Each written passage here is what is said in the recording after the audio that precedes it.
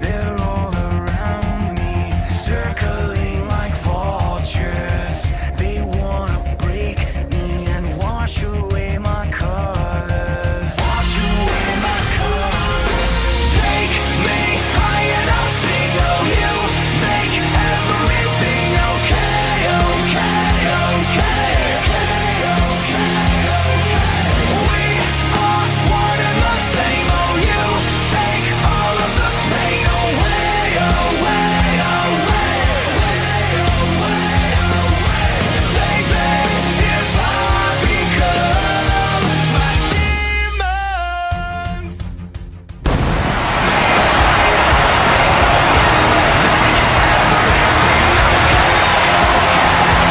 Hello everybody and welcome back to HCCW. We come to you live from Los Angeles, California tonight as we take another step towards Aftershock. We are only 2 weeks away. Let's get in tonight's match card. Starting the night off, FaZe continues his velocity trials as he takes on the former challenger for the HCCW Velocity Championship, shooting TJ Star. This should be one hell of an athletic match. We'll also hear from the number one contender for the HCCW Eclipse Championship as Jasmine Oka has asked for time to address the champion Ayana ahead of their match at Aftershock.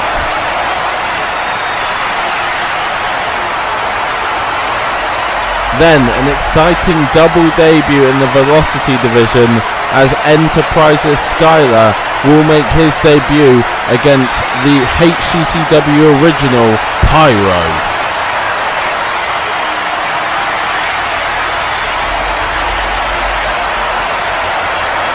The race for the number one contendership for the HCCW Tag Team Championship hots up as the Triple C, who got a big win over their rivals Brentfly last week, take on Toxicity.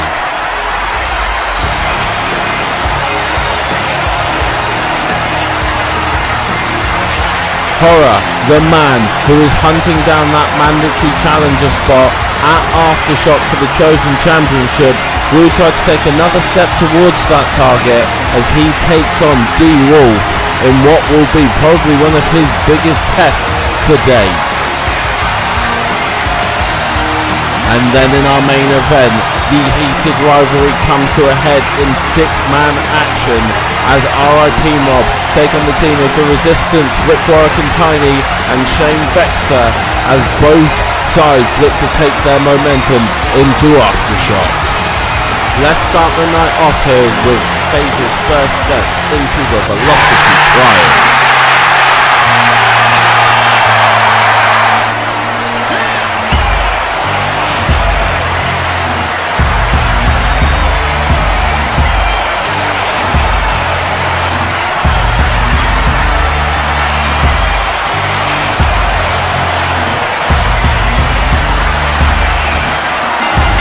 This bout is scheduled for 1 fall and is a Velocity Trials match. Introducing first, hailing from Brooklyn, New York, FaZe. Since his first appearance in HCCW, FaZe has been targeting the Velocity Championship. He is now on the road to doing that, but he must survive the Velocity Trials against Creed's former opponents, and tonight he starts things off against a very hungry TJ Star.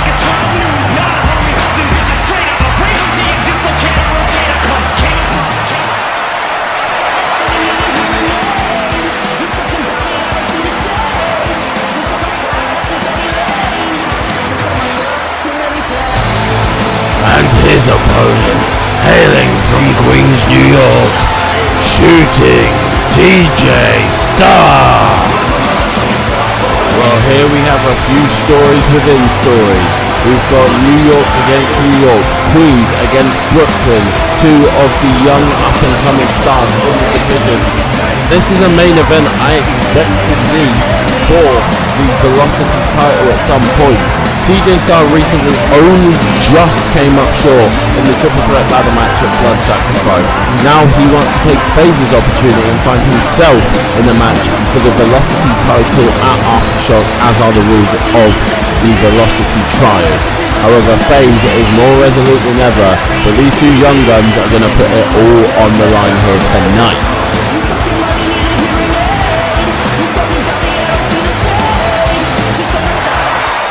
Well, I expect this one to start very quickly. Like I say, both of these men looking for another shot at Creed Williams. Both very athletic, both very, very quick, very strong as well. However, we're seeing a bit of a different approach from TJ Starr here, a slower mat rest style. But as I say that, the go behind from FaZe, he's also showing that he has somewhat of a mat wrestling technique himself. However, countered back out by TJ Starr with the go behind. TJ Starr lifting and a mat slam of his own down into the side headlock. Countered back up though, and another side headlock, this time standing for FaZe. The mat wrestling and the chain wrestling is going off here between these two men. Side headlock takeover. Now has the side headlock locked in, but TJ Starr will counter out into his own side headlock. Now going for that arm, controlling the wrist, but it's a go behind from FaZe. This is not the start I expected to see from this match. A cross arm now into the Fujiwara by TJ Starr. He's going to wrap it up here. What is he looking for here? Oh, putting his leg in between it. Ooh, it's an arm snap on FaZe. TJ Starr getting the best of that chain wrestling exchange. Following it up with a big Northern Lights. Looked like he was going to bridge for a minute, but doesn't. Comes off of the corner, does FaZe, and gets hit with a flying Integura. Countering the whip into the corner goes TJ Starr. Big kick by FaZe to the abdomen, and now he's just going to continue that punishment on the chest and abdomen of TJ Starr. Into the cover. Not even a one count here though, that's just to sap some of the energy. It looks like FaZe knows he's going to be in for a hard match here tonight. Clothesline over the top rope, TJ Starr sending FaZe to the floor. Now on the outside, what can these two men do? Oh, it's a quick drop kick out of nowhere. That's the athleticism I was talking about. FaZe drops TJ to the mat. Countered back, forearm strike and a big shot over the top. But it's going to be another fireman's carry to drop TJ Starr as both men get back into the ring. TJ Starr with a short forearm to stun FaZe, and then the spin out powerbomb dropping to FaZe to the mat. Now back on the apron with TJ Starr. Oh my god, what's he looking for? The springboard into the DDT. FaZe planted on the apron. Kick to the abdomen now, somehow FaZe fighting back, but no, the striking exchanges so far seem to be going the way of TJ Starr. Pop up Hurricane Rana as FaZe gets back in the ring. TJ Starr is making this one very difficult for the would-be challenger to the Velocity Championship. Arm drag now from FaZe. Does manage to get net control on TJ Starr here. Tries to go for the grapple, but sent out to the apron again. TJ Starr trying to taunt, and that is one of the shortcomings of TJ Starr. Sometimes just a little bit too cocky for his own good. Doesn't take advantage of opportunities when maybe he could do. FaZe now getting TJ Starr up to his feet, and there it is. The sling blade from FaZe. He put so much whip on the neck on the way down. 2 count this time. Like I say, FaZe is very hungry for the Velocity Championship, coming straight out on his debut and making it clear that's what he's going after. TJ Starr breaks the grip here, but it's actually a straight jacket German suplex. As I was saying anyway, but it's much the same as what TJ Starr did when he came out and got in Creed's face and told him that he was going to be the one to take the championship. The feather you have to put in TJ Starr's cap, he didn't have a one-on-one match for that belt. He did have the triple threat and an ladder match. You can see a float over suplex here, but no, it's a kick out from TJ Starr. Into the corner, goes on to the back. FaZe starting to get the momentum in this one. Going to start targeting with the legs now, taking away the athleticism and maybe some of the speed of TJ Starr, Whip off into the corner now. FaZe going to look to follow this one in with a splash, but TJ Starr does manage to get out of that corner. Now going to hit the Spanish fly into the cover. Only a 2 count this time. But as I say, TJ Starr had to contend with Deacon also being in his net. FaZe is looking for that one-on-one. He may get it. There's every chance that TJ Starr here is setting up. He wants to go for the black hole and he hits it into the cover. Oh my god. FaZe rolled his shoulder at the last minute. He kicked out of the black hole cutter. Then the jumping head scissors to plant Starr down to the mat. Starr though, countering out with a European uppercut, and FaZe is somewhat stunned here. And now TJ Starr is starting to roll with those forearm strikes. Go behind, goes for that rolling kick to the side of the face, stunned FaZe in the corner. TJ Starr now looking to follow it up. What's he going to go for here? Lifting FaZe up. You can see both these men are pretty drained already, but he's got FaZe on the top rope. What is he looking for here? It's going to be the superplex, and it's going to be, oh no, it's a Falcon Arrow from the top rope. That is absolutely huge from TJ Starr. Now hanging up FaZe. FaZe is in a world of trouble as TJ Starr starts to climb to the top. Gonna look for that stomp, just catching FaZe on the back of the neck. Only a 1 count off of that. It's pretty impressive from FaZe as he managed to double over TJ Starr with the kick to the abdomen. Now trying to get some momentum going, but no, TJ Starr is going to counter off of the mat. Now what's he going to look for here? Go for the arm wrench. Not really let him drop toe hold to plant him face first onto the mat. Into the corner, tries to go for that back clothesline again, but no, TJ Starr is there with the back elbow. Whip off the ropes and is to step up into Jury again.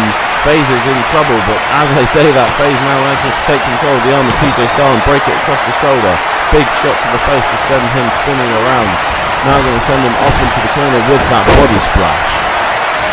FaZe now stomped to the arm of TJ Starr, maybe trying to take away the cut. Somewhat of a desperation pin from FaZe there. Arm drag from TJ Starr. Big boot to the side of the face as well.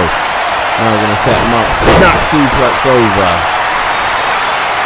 TJ Starr showing a lot of resilience as is FaZe to try and get control of this match. Trying to take a chokehold on it as we see it go behind, and then it drops him down head first with the DDT. FaZe trying to fire up and flank there. Going for those forearm strikes of his own. He's going to mimic TJ Starr from earlier with that rolling kick to the side of the head, stunning him off into the corner. TJ Starr getting planted with the running European uppercut. FaZe is starting to take this one. Looked like he was trying to hook up the hood bomb there, but no, he's going to get dropped with a running forearm instead. TJ Starr now taking control of this once again. Oh my god, I have never seen anything like that before. TJ Starr getting popped up, manages to front flip over and hit the Hurricane Rana. Now what are we going to see here? Oh my god, TJ Starr going for it again. He's going to go for a second black hole off of a handspring. Can he get the win this time?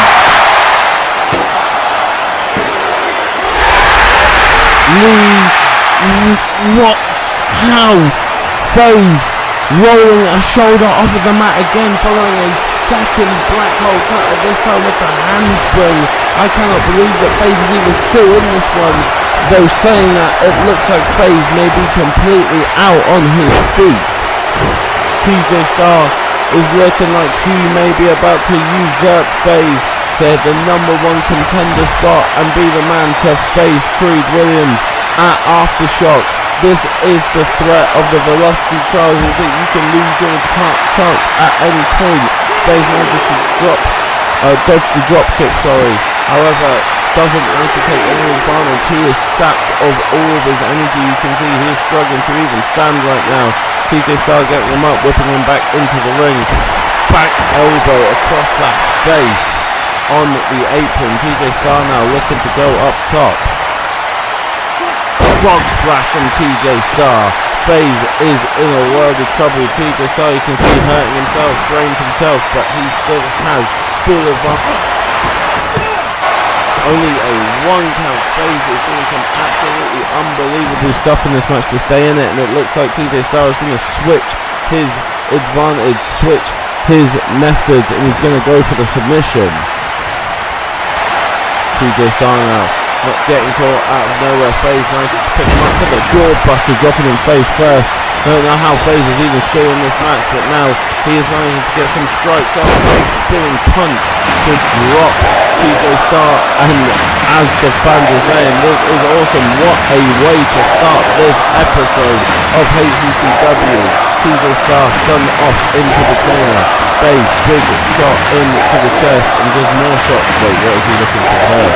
Oh, what a slingshot leg drop. TJ Starr just guillotined across that bottom rope.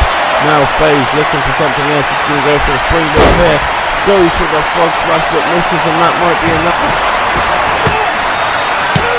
Gets the 2 count, but FaZe still kicking out. The heart of FaZe is absolutely insane. TJ Starr now really wants to try and put this one away. He's already hit 2 black hole cutters, but it hasn't been enough so far. He wants to hit a third. He wants to finish this match, but he gets sent to the outside. FaZe now. Oh my god, FaZe looking to do the ultimate damage. He couldn't be looking for this on the outside. Not on the concrete. Mr. Higdon on the concrete. TJ Starr. That could have ended his career, let alone this match. TJ Starr is in a world of trouble here. FaZe doing everything he can to put this one away after being in so much jeopardy himself. Another springboard move, going for the slingshot, but misses it. TJ Starr now cantering back. How is he even standing after that hook bomb in the concrete? Kick to the chest. But FaZe, no, showing that heart. Get back to his feet again. It's another sling blade. He's going to go for the cover. Oh my god, this match is insane. Like I said, I could see this being a potential main event for the Velocity title at some point, and it is main event standard right now. What is FaZe going for? Is he about to put... This is FaZe's ultimate finisher. We barely see him use this move, but now we will see it. The Spirit Bomb. TJ Starr dropped down to the mat. This could be it. FaZe has done it. He has made it past the first hurdle, and he has defeated the first challenger in an absolutely insane match between these 2 men. As you can see early on, FaZe was in all kinds of jeopardy with that slingshot DDT on the apron. He would manage to make somewhat of a comeback, hitting his first sling blade, going for the cover, but that won't be enough, and then the black hole cutter out of absolutely nowhere. Looking like TJ Starr had stolen this one from FaZe, but FaZe managed to survive. Then right towards the end, the foot bomb on the concrete, ringing the bell of TJ Starr, and then the Spirit Bomb from the top rope to finish the match off. Everybody breathe. What a match that was between these 2 men.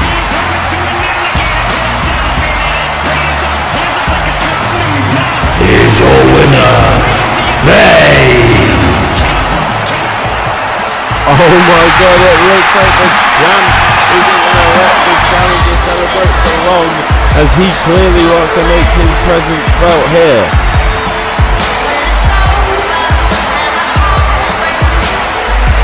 FaZe is asking the champ to get in between the ropes.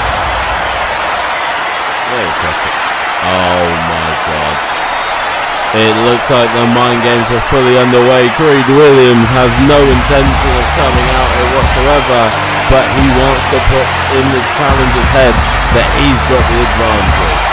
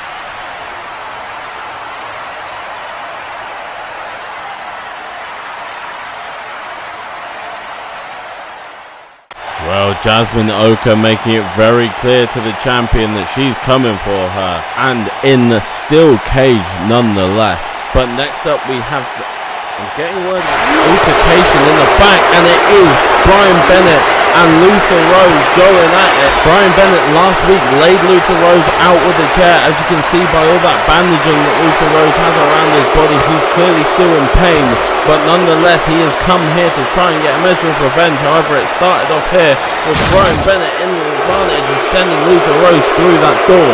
You can't let this happen like this. Now into the locker room and being sent into that locker there. Brian Bennett is in full control of Luther Rose here, but however Luther Rose manages to get some preparation and delivering some moves to the abdomen. These two men, their rivalry has become so personal as of late. Big shoulder block, planting Bennett down on the concrete.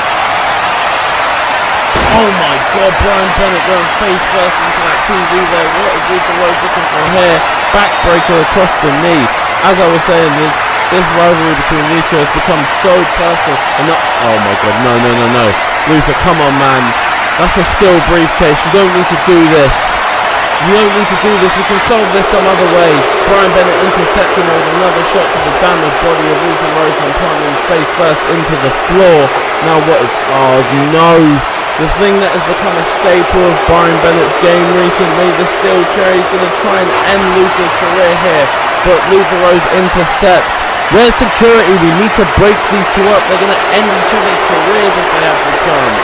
Now sent back out of the ring, and Luther Rose following Brian Bennett out, delivering more shots to the face. Things between these two have reached such a crazy level. These two are trying to take each other apart. This isn't even about a title. This isn't even about a spot. Oh my god. A belly to belly on the unprotected concrete in the back. Luther. Those are still shells. Oh my god. Luther Rose dropping them on the abdomen of Brian Bennett. Now to the back as well. These two men are going to end each other's career. No way. One storm on the concrete. Brian Bennett is out, and it looks like they're going to make their way out here, but for what reason? What else can we do to each other? Luther Rose has got Brian Bennett completely out, but as I say that, Brian firing some shots off to the damaged ribs again of Luther Rose. You can see it's doubled him over. Luther Rose is in so much pain as he gets dropped on that steel grate with a knee to the face. I can't believe that these two are still going. Where is security? Where are the referees? Where's anyone? We need to break this up. This is going to go too far. Luther Rose in trouble now. No. Come on. That's still... oh my god. Brian Bennett dropping Luther Rose face first on that ramp. Brian Bennett now basking in the glory of the fan, telling him that he sucked. Oh my god. Luther Rose is back up to his feet. How the hell is Luther Rose even walking right now with all the damage he's already taken, let alone just the damage he's taken before today, now today as well. Brian Bennett shot to the abdomen and trying to run, but it's gonna be a spike from Luther Rose to put him down. Trying to continue, this fight is still going, ladies and gentlemen. Brian Bennett now going to the leg of Luther Rose. What's he going? Oh, sending Luther Rose abdomen first into the steel stairs. Brian Bennett is targeting that midsection that he already has done all work on already. But the strikes of Luther Rose are backing Bennett up. Luther Rose is going crazy on him here. I can't believe that Luther Rose has managed to stand back up after all the damage he's taken, after all the shots to the abdomen, after getting worn out by that chair last week. We weren't even sure if we were going to see Luther Rose again, and now we're seeing a version of Luther Rose that's like the Terminator, just not staying down. Into the ring we go, and it's a fall away slam to Brian Bennett. Luther Rose, oh my god, I've just seen outside. Luther Rose is going to look to get his revenge here as he's got himself his own steel chair, sliding back into the ring, and a shot to the upper back of Brian Bennett. Oh, he's going to go for another one, isn't he? Oh my god, a shot to the abdomen now. Just like Brian Bennett did to Luther last week, a shot to the back. And you have to say, as disgusting as it is for these two men, these two incredible careers, is kind of fair enough for Luther Rose to want to get this revenge, but Brian Bennett is completely laid out in the middle. Hold on. I'm getting word from the GM here. He wants to... We're going to have a match at Aftershock. What? Brian Bennett's getting to this. What is... I've got him focused here. Ladies and gentlemen, Brian Bennett versus Luther Rose will happen at Aftershock, and it will be a no disqualification match. These two men will have the opportunity to finally put this rivalry to rest. Oh, I can't believe that this match is going to happen. I don't know if either of these men will be the same after this rivalry, but we will see them put this to bed.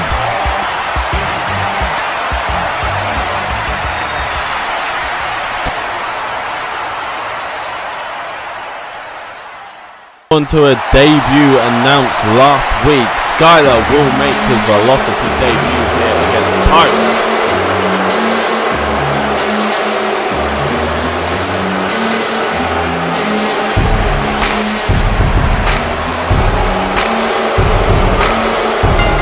This bout is scheduled for one fall.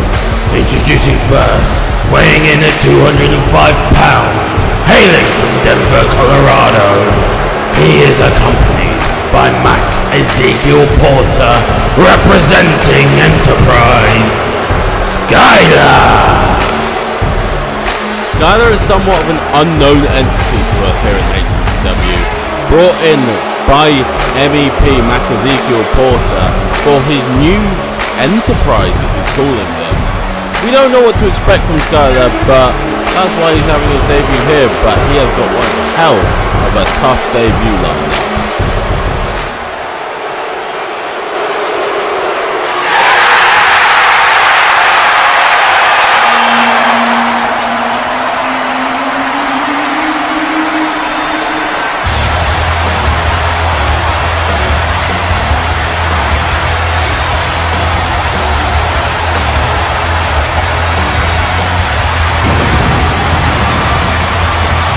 Introducing his weighing in at 205 pounds, hailing from Ghana, West Africa, Pyro. And the outpouring of love is still there for this man. A HCCW original coming through our own training school. He has been with us since day one. However, Pyro has had a tough time here in our YouTube debut. He has struggled to find a division to call home, failing in the World Championship tournament, then losing in the chosen division against Pete Miller. He will now take a crack at the Velocity division and try to stop the momentum of Enterprise before it gets going.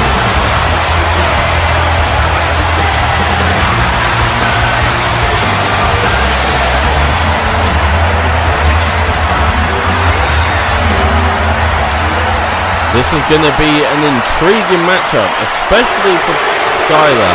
He is a young competitor. We don't know how much experience he has in the ring.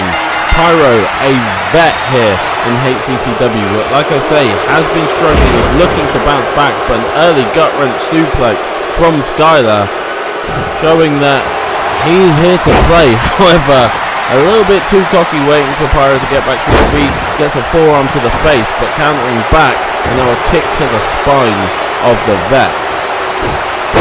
Back and forth matchup so far, leg whip now from Pyro, putting Skylar down, but a jawbreaker counter off the mat from Skylar, tries to go for that double sledge but misses, however misses the jab does Pyro, and now getting planted down to the mat. It seems to me so far that Skylar is going to have a very wrestler-based kind of offense. However, as I say that, he just stomps the life out of Pyro.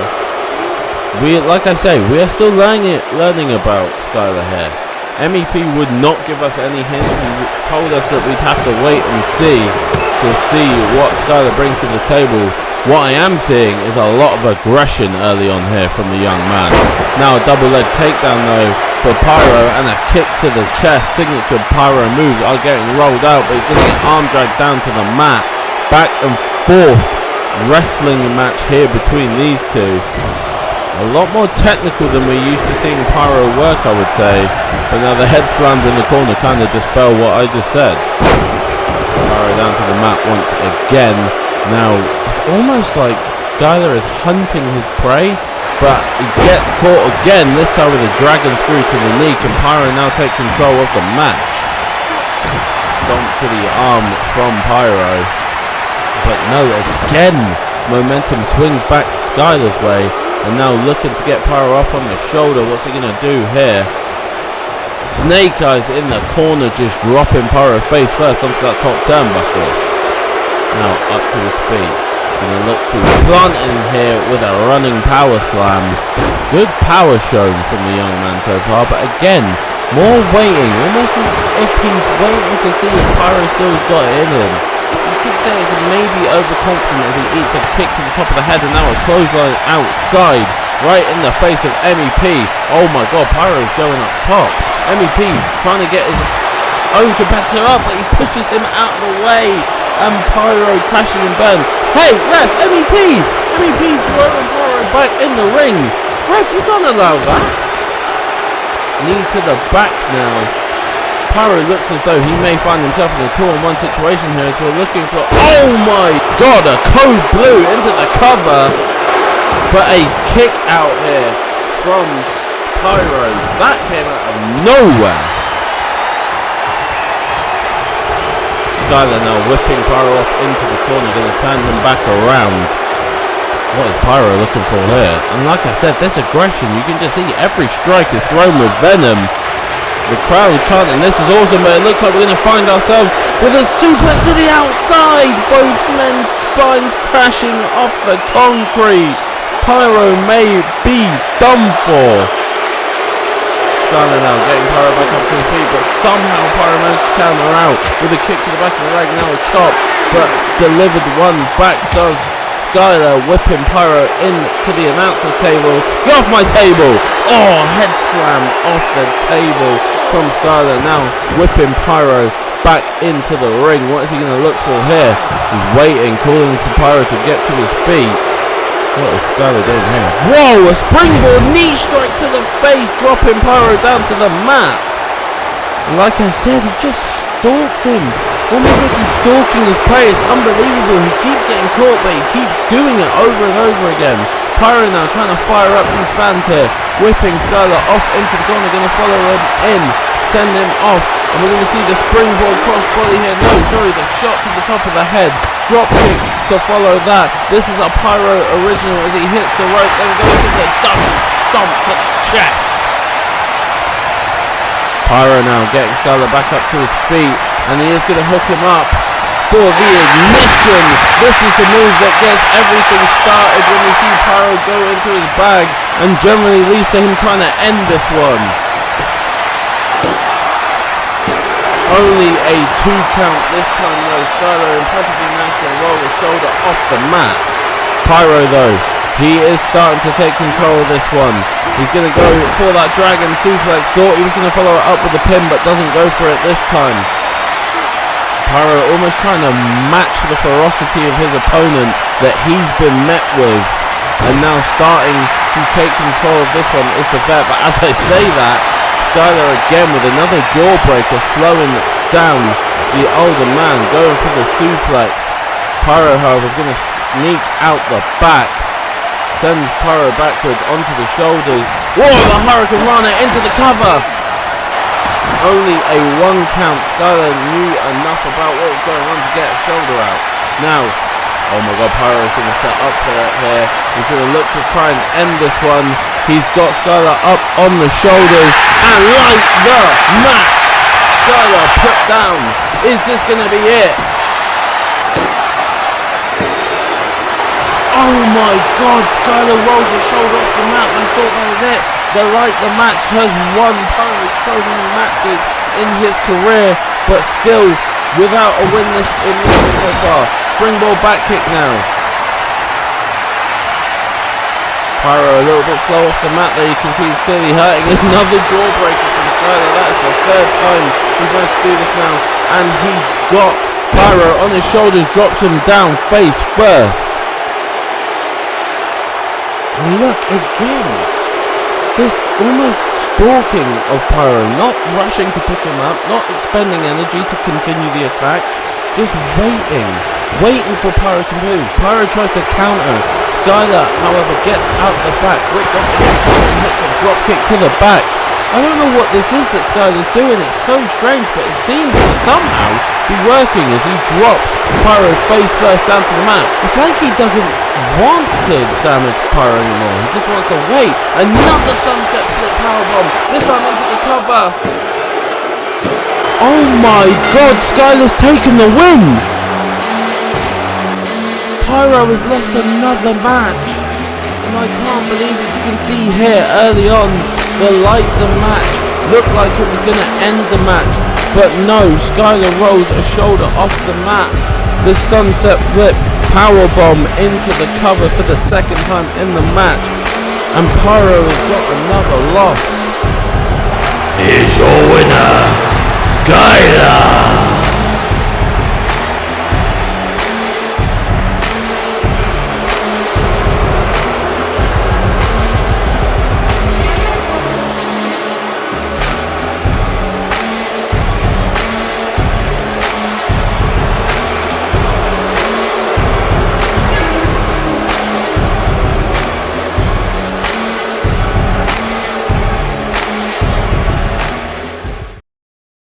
Pyro can't snap his losing streak, but now we move into the tag team division to see who can move one step closer to a title match at Aftershock.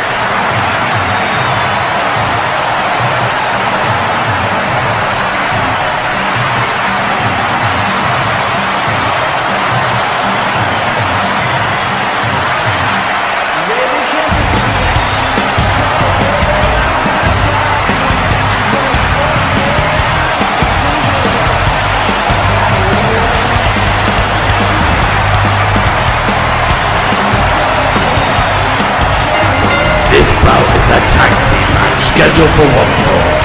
Introducing first, AJ and Otis Toxicity.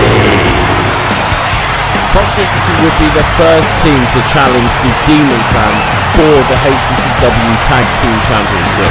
At the time they were the vacant Tag Team Championship. However, that was where we first saw the power of the Demon Clan and the dominance of the Demon Clan. The team they take on tonight are the second team who took on the Demon Clan, and both teams are looking for revenge against that exact opponent.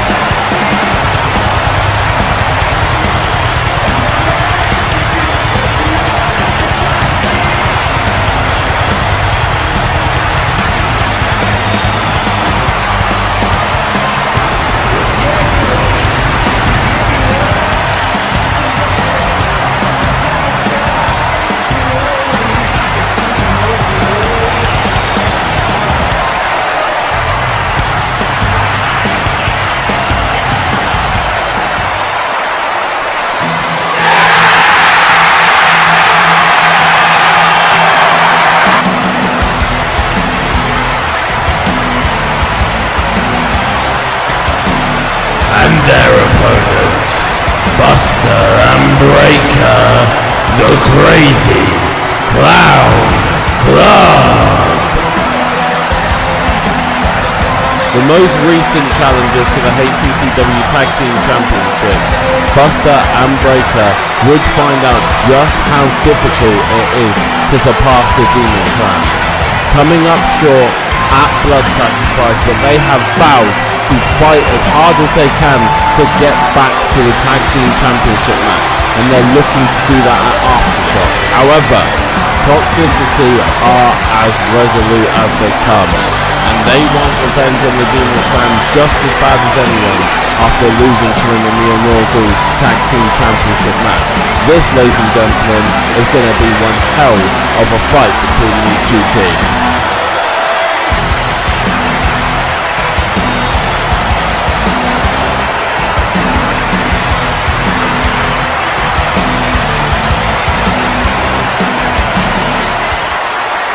Two top teams currently in HCCW, squaring off in this one to see who can move that much closer to a tag team title match. AJ Tox just batting off the flying forearm attempt there. Counters back and forth between these two velocity competitors, but a drop kick from AJ Tox sends Buster down. Followed up by an arm drag by Buster, sending AJ Tox to one knee. Out of these two teams, we have most recently seen the Crazy Clown Club in action last week against Brentford Fly. They're somewhat rivals as we see a slingshot there from Buster, sending AJ Tox into the ropes. Crazy Clown Club have been very impressive in 2-on-2 action, but both competitors in the Crazy Clown Club can also function very well as singles competitors. An arm breaker there as the Crazy Clown Club work as a team. Now Buster, swinging neck breaker from Buster, getting proper whip from that. However, AJ Tox covers and sends Buster pulling the flying forward. Toxicity, we know they're brash, we know they're confident, we know that they see themselves as future HCCW Tag Team Champions, and they are trying to build a platform to go on with that now. Buster sent to the outside and then a big forearm from the smaller competitor in AJ Tox, sending the big man down to the floor outside. AJ Tox is not afraid to take on anybody. He will take any fight that he can take. And you can see out here he's trying to go strike for strike with the big man Buster, which I don't know if that is necessarily what he wants to do. Big shot from Buster now. He has got AJ Tox in the world of trouble on the outside. Now hooking him up in the inverted DDT. AJ Tox may have bitten off more than he can chew here. Into the barricade now, and now just more strikes, absolutely wearing out. Buster did, oh my god, did you see that? AJ Tox just fell with his back of his head onto the steel steps. See, Otis Tox is trying to fire up his competitor. I do need to make a note that the count was broken while you're hearing the referee only at 6 now. These men have not been counted out. However, it is getting very close in the suplex on the outside. Buster rolls to the inside. Is he looking to take the count out? He's going to go ahead and tag breaker, but the referee is now distracted. Up to 8. AJ Tox still in trouble on the outside. Now it's a 9. AJ Tox just managing to get himself back in. And somehow now taking the offense to Buster. It's going to be a little bit of tag team combination coming from Toxicity here. Double gut buster across the knee. Now this is a matchup that you'd have to feel is highly in the advantage of Toxicity, the big man. Otis Tox, the powerhouse. Otis Tox going up against the smaller Buster and wrenching on the back of neck with that single leg camel clutch. Trying to go for the shoulder block, I think, but no, counting back with a headbutt. First go for a big strike there, maybe even the knockout blow that we love to use, that elbow, but it is a leg sweep that puts him down to the mat. Buster now trying to get over to Breaker to make the tag, and we will see the two bigger men of each team go at it here. Kick is dodged down, and now a choke cross from Otis Tox as he gets off of the mat. Otis Tox getting Buster up to his shoulders. What is he looking for here? Wow, it's a military press overhead and just dropping Buster down. Look at the strength of Otis Tox. And as I said, they are brash, they are confident and showing it there, but the hot tag out to Buster, tries to go for the flying forearm, but he just gets batted off by the powerhouse. Shot to the forehead now, snapmare from Buster, and an elbow to the back of the head. Triple C, like I said, it's a headbutt there, knocking Otis Tox looping into the cover. Sorry, my English mannerisms and words coming out there. Looping, not one that a lot of people would use, but I use it, so it's fine. Buster now managing to take control of the bigger competitor, and now he's going to look to line up for the Buster driver here. Can he hit that on a competitor the size of Otis Tox? No is the answer. Otis catching a big knee and then a huge big boot to the face. Might have completely knocked the lights out, and if he didn't, then he's going to now. The toxic injection by Otis Tox. This match could be over. Oh my god, Buster kicking out. That is the madness of this young man. He manages to roll a shoulder off the mat following the toxic injection. I'm not even sure he is fully conscious. That may have just been pure instinct. Now backing the arms away of Otis Tox with the European uppercut. Going to try and go for some offense again, but the big man has just got his number, and then overhead belly to belly. Now going to look to try and punish Buster even more into the Boston Crab, just wrenching on the spine. However, Buster with powerful enough legs to flip the big man over, tries to follow up with a kick to the back. However, comes back to his feet with another big boot to the face. Tries to get to the corner to Breaker, but he can't do it. And another big kick to the face. Otis Tox is brutalizing Buster. Cover. Breaker in to save his partner as well as the kick. However, AJ Tox is going to deal with Breaker here. Elbow to the shoulders now of Buster by Otis Tox. Buster is in a world of pain right now, and he needs help from his partner. Trying to fight back, kick to the leg. Going to go for the neck, but no counter back by Otis. Otis now getting into his feet, tries to go for a grapple, but Buster again still has enough fight in him to get something done. Snapmare now. Is he going to look for a front flip driver? Wrenching on the back of the big man, but it's not enough to keep him down for a long time. The European uppercut trying to come back. He went for the top kick and broke it again. The Buster now is going to come back with a flurry of offense. Sling blade to finish it off. What is Buster looking for? He needs to fight. You can see Breaker is down on the outside. He's not there to help. Going for the cover. I think it's a desperation cover there from Buster. He knows that Breaker isn't there for him right now. Going for the headbutt to the back of the head. We know how hard the head of Buster is. I think he wants to line up for the Buster driver again.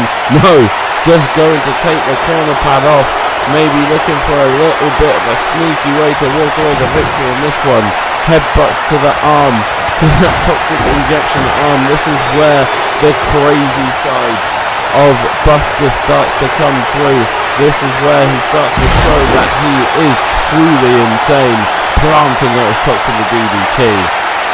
I don't know if Buster should be taunting right now. He needs to pile as much offense on Otis Tox as he possibly can. Spinning leg drop across the big man's neck, and he has taken the big man off his feet, which is an impressive feat in and of itself. What the hell? Buster with a power bomb to Otis Tox into the cover. AJ gets out to break it up, and it's straight into a Boston Crab. That is an absolutely insane feat of strength from the Velocity competitor in Buster, the smaller man of the tag team, but he does not care with a huge power bomb. Whipped into the corner now, going to try and get Breaker in here, but no, Otis has enough to counter out, but not enough to put more offense on Buster. He will reverse the Irish whip though, and now Otis Tox has him in his own corner, just going to set him up. What is he looking for here? Just waiting, tries to take far too long though. Buster in the front of the corner with that little grab headbutt, and then a huge flying forearm stomp to the back of the neck. Buster just laughing. He loves the pain. He loves the fight. He is truly, truly insane. Looking him off and putting a flying forearm following him. Buster not even looking for the tag anymore, which is even crazy if you think about all the punishment that he's taking in this match. Now he is going up to the top rope. He may be looking for a diving headbutt that he uses so much, and he does nail it into the cover. 2 counters. Otis manages to power out of this one. What an impressive turnaround this has been from Buster so far. But Otis Tox now countering back off of the head scissors. He doesn't want to take that elbow. He doesn't want to take any more damage. The gut wrench into the power bomb. Tag out Otis Tox. And now AJ in, but look at this one. Buster now managing to take it to the fresher competitor. I cannot believe what I am seeing from Buster here. This is one hell of a showing. This might even be a career showing for Buster. Breaker still not tagging in. Buster still not wanting to tag out. What is this guy made of?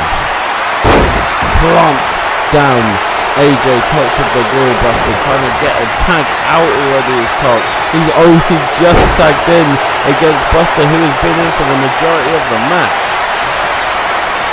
Buster now getting AJ Tox to his feet, sending him off into the corners. He's going to look for the tag. No, just delivering more offense to Tox as he all by himself into a cover. Otis Tox is across to break it up.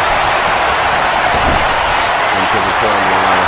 What are we looking for? Oh my god, we're gonna see it. One of the most impressive finishes. Welcome to the circus from Triple C. Will they get the win off of this into the cover? No, Otis Tox gets in before even a 2-point over. Now Buster, after all this time, is tagged out and Breaker is in to deliver some offense of his own. Ripping off AJ Tox to bounce back out. Double overhook, belly to belly. But AJ Tox making counter back with leg scissors and into the monkey flip. Counter back, another counter back, but no, the arm drag does stick. Busting stop down in the standing shooting star and nowhere from AJ Tox. Impressive athleticism into the knee drop across the neck.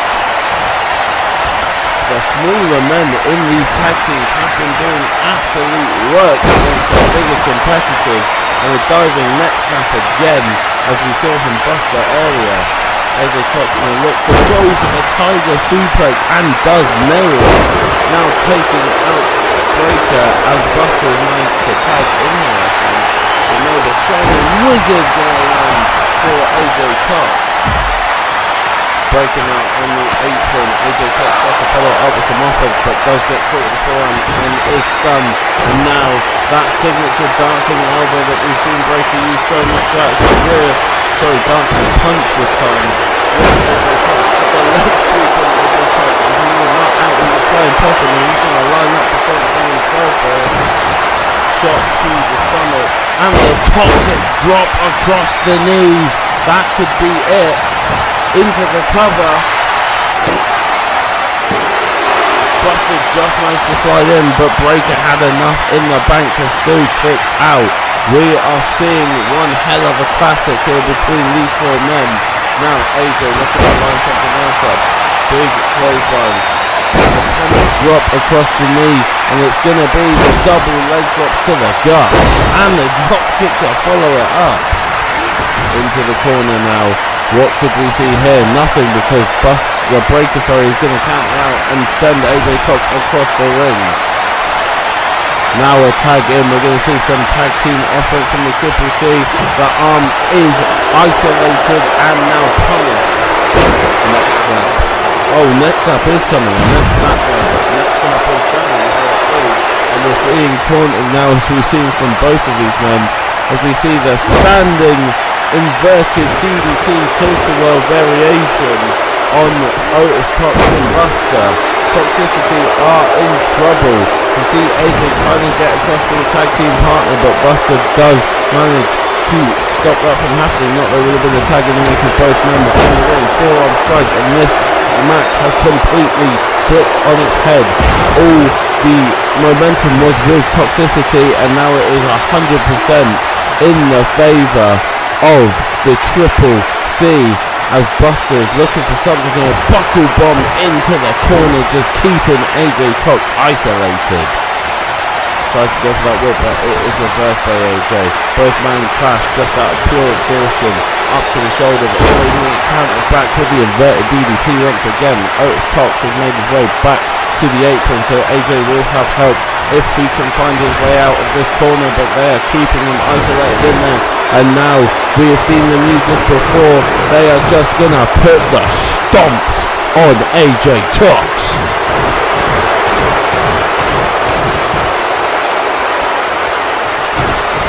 Over and over and over again, this is a pretty brutal move from the Triple C, isolating their opponent, and now the whip drop kick to the midsection. This match could be over.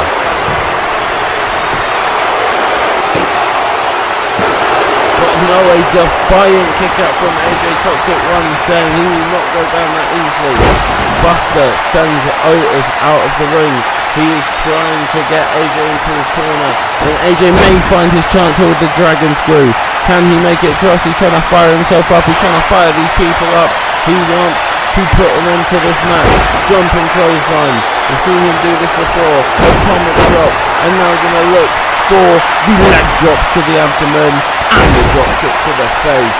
He really needs to try and tag out if he can, but no, instead he's going to hit the Shining Wizard arm breaker into the cover. Only a 1 count again, almost getting that 2, but no, Breaker is out. Breaker counters the Irish whip and sends AJ Tox back into danger. Oh my god, they're going to hit him with the stomps again. A second round of stomping the air, stomping the energy out of AJ Tox. This is absolutely brutal from Triple C, but this is exactly the killer instinct that you will need to show if you were going to take the tag team titles off of the Demon Clan, and it looks like Triple C have found that little bit of venom. Cover once again, will this be it? Oh my god, AJ Tox, he has also learnt from his encounter with the Triple C to never die, to never back down, but a sling blade may put an end to his night.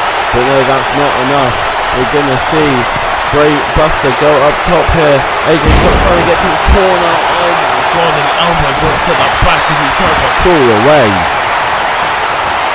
Buster going up on top again. Could he be looking for that diving headbutt once again? Looks like he is going to, and he's going to land it once again. This time on the other partner of Toxicity. Now AJ Tox still isolated in this corner, gets ripped off again. Tagged in, come Buster, big punches to the face. He's going to hit that crucifix. And they're planting AJ Tox down. AJ Tox has finally made it over to the corner. Can't get the tag, but he's going to hit Buster with his own side slam. The move known as the break could be the breaking point of this match, but it won't be. It is a kick out from Breaker at the last possible second, almost losing the match to his own move, running leg drop. But that's not going to be it. Where the hell is AJ Tox finding the energy to keep up this offense? The break out of absolute nowhere, breaking in corner, two to the corner as Otis Tox gets the tag, and Otis Tox is going to walk over and intercept. Hits him with a big strike, putting Breaker down to a knee. Otis Tox trying to stomp him, but no. Otis Tox now with a big shot to the face. Now he's going to set him up with that gut rope slam. It's almost like these men are impervious to pain though. Breaker bouncing back to his feet, taking a strike after strike, trying to pull Buster back out of the corner to try and get something done, but gets hit with a giant big boot and a fish drop to the face. I cannot believe the punishment that these lot have put each other through, yet they keep coming, they keep going. Both of these teams are more than worthy of facing the Demon Clan for the tag team titles, and it looks like both teams have learnt from their prior experiences. Oh my god, and it looks like we're going to see it here. It's going to be Toxicity rising. This match is done and dusted. Hold on, but Breaker up off the floor, gets in before even a 2 count. That is so impressive from Buster. Now Breaker up against AJ Tox once again, a matchup we've seen time and time again throughout this match. All 4 of these men have worn each other down. Front slam, and now Breaker mocking in the face of Otis Tox, using the taunt that is so widely used by Toxicity. Knee to the face, drops Breaker down, a little bit of medicine for trying to be too cocky. Now tag out to Otis Tox, the big man coming in once again to continue this offense, but a jawbreaker somehow from Breaker off of the mat, tries to go for the signature big boot that Otis Tox loves to use, but a back suplex is what he's going to taste instead. Big elbow drop to the chest as well. Otis Tox trying to go for that big boot himself now, but he's going to get hit by a leg breaker from Breaker. Breaker dragging Otis Tox's limp body over to the corner. I do not know what these men are running on anymore. It must be fumes at this point. They have delivered so much punishment to one another. Arm breaker from Buster, picking up Otis Tox, but no, it's going to be a big knee to the face to drop him to the mat. Up goes Otis. Into the corner goes Buster.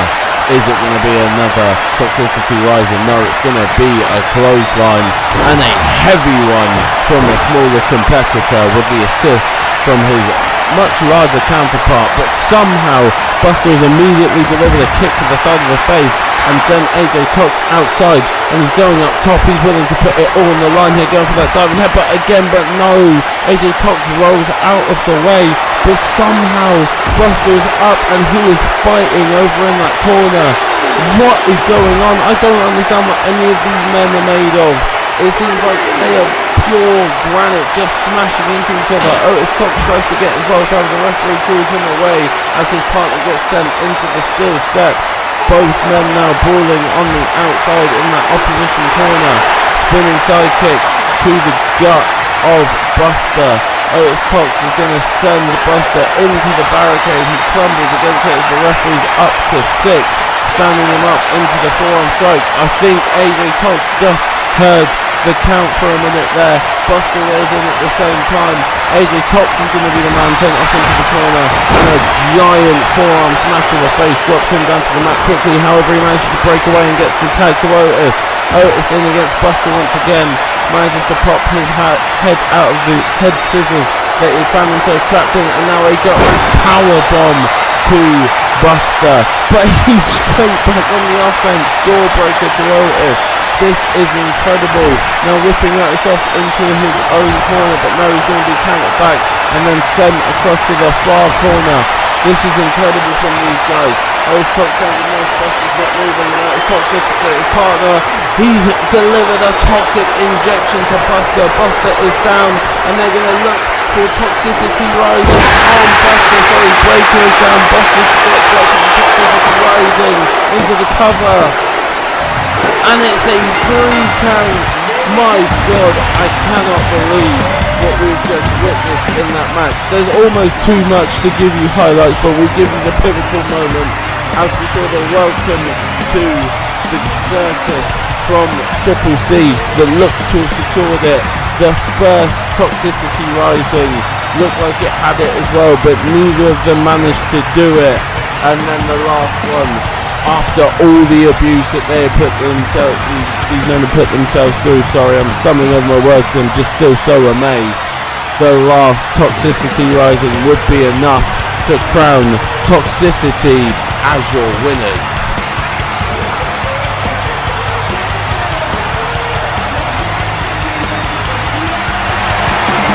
Here are your winners, Otis and AJ Tox. Toxicity!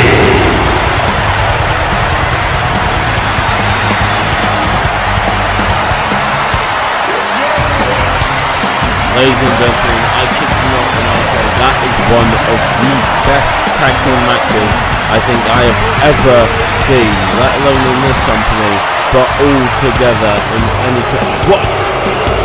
It's the Dark Coalition! Not after everything that these two have just been through. That was one hell of a great match, and now these hyenas, these absolute scavengers picking the bones of Toxicity. This is disgusting.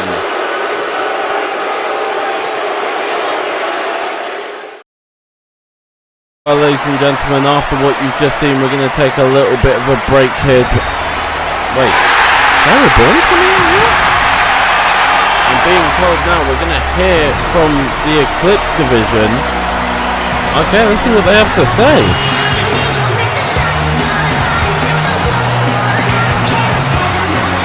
Sarah Bourne, who last week made a very impressive comeback with a win over the Rock Princess Alina, who has herself been vying for a title shot.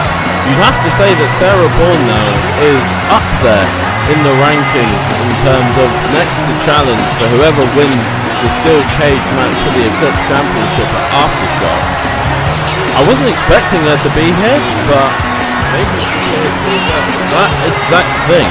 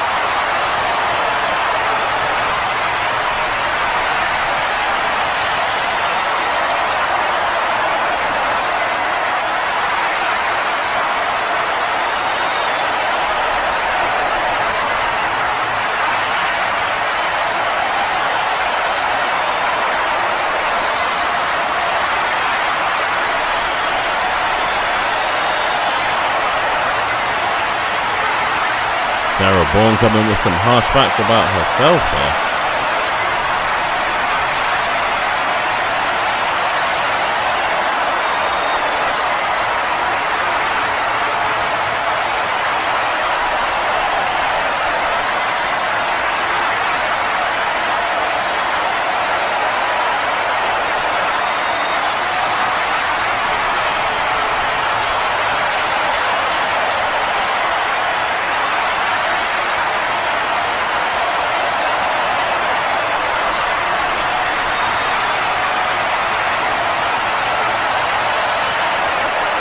Some very strong words by Sarah Bourne here.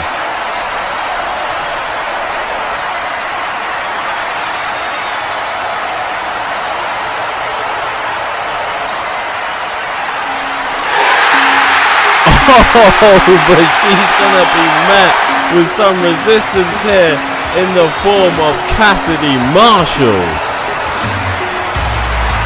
Marshall 2 weeks ago herself had a very impressive win over Jackie Hale, and it looks like she wants to be in on the conversation as well about the mandatory challenges class.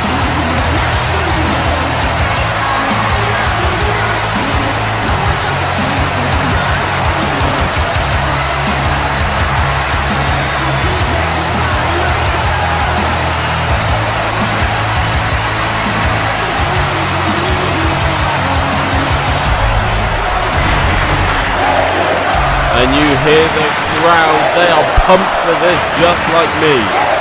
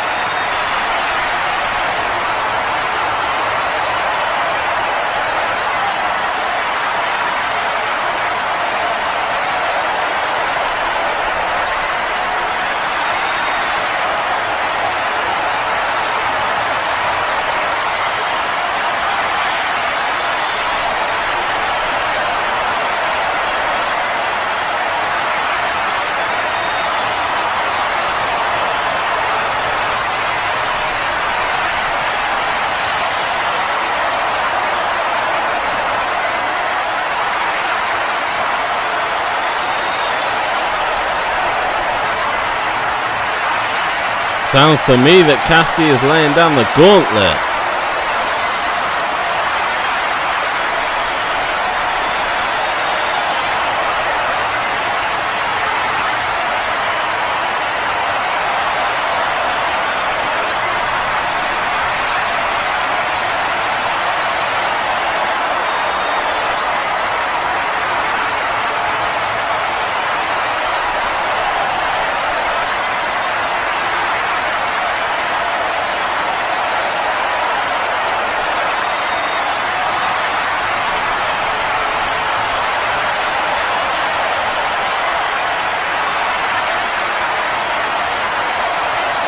Sarah showing no fear.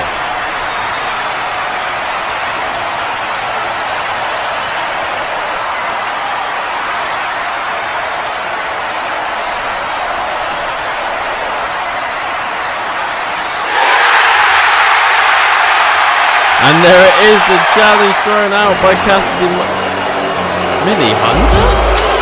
The best friend of the Eclipse champion here. What has she got to do with this?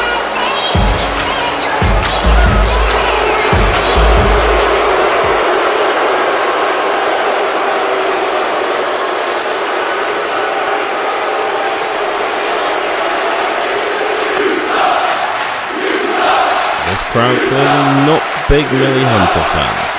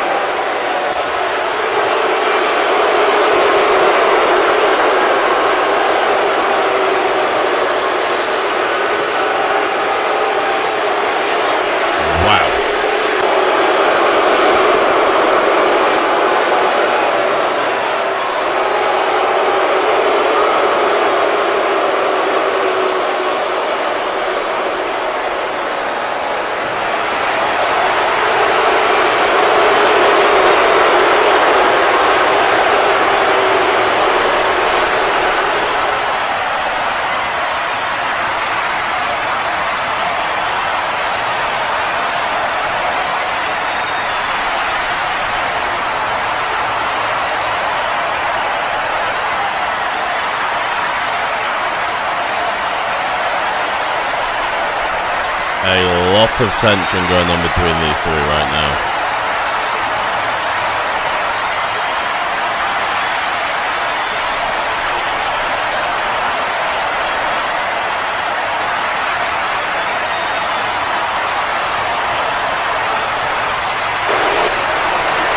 Oh my God, it's Bell! Bell coming from absolutely out of nowhere to go after Millie Hunter. Millie is running for her life. But next week, we will have a match to determine the mandatory contender to the Eclipse Championship between the top two contenders, Sarah Bourne and Cassidy Marshall. A lot going on here tonight, but now we have one of the matchups that I've been looking forward to since it got announced between Jay Golden and Orlando Brown.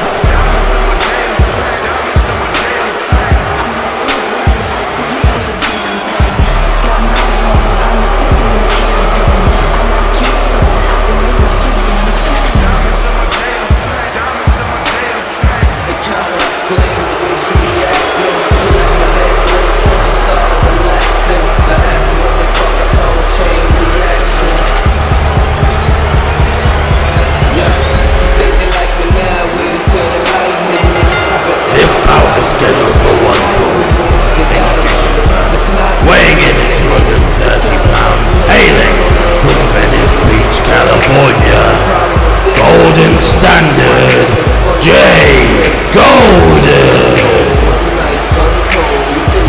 Jay Golden had what was probably the match of the tournament against Tiny in the HCCW World Heavyweight Championship tournament, but would eventually come up short in the quarterfinals to Shane Bector.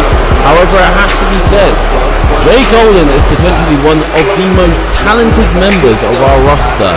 He hasn't showcased it fully yet, but we saw glimpses of it in both of his matches. Jay Golden is here to try and get his name on the ladder.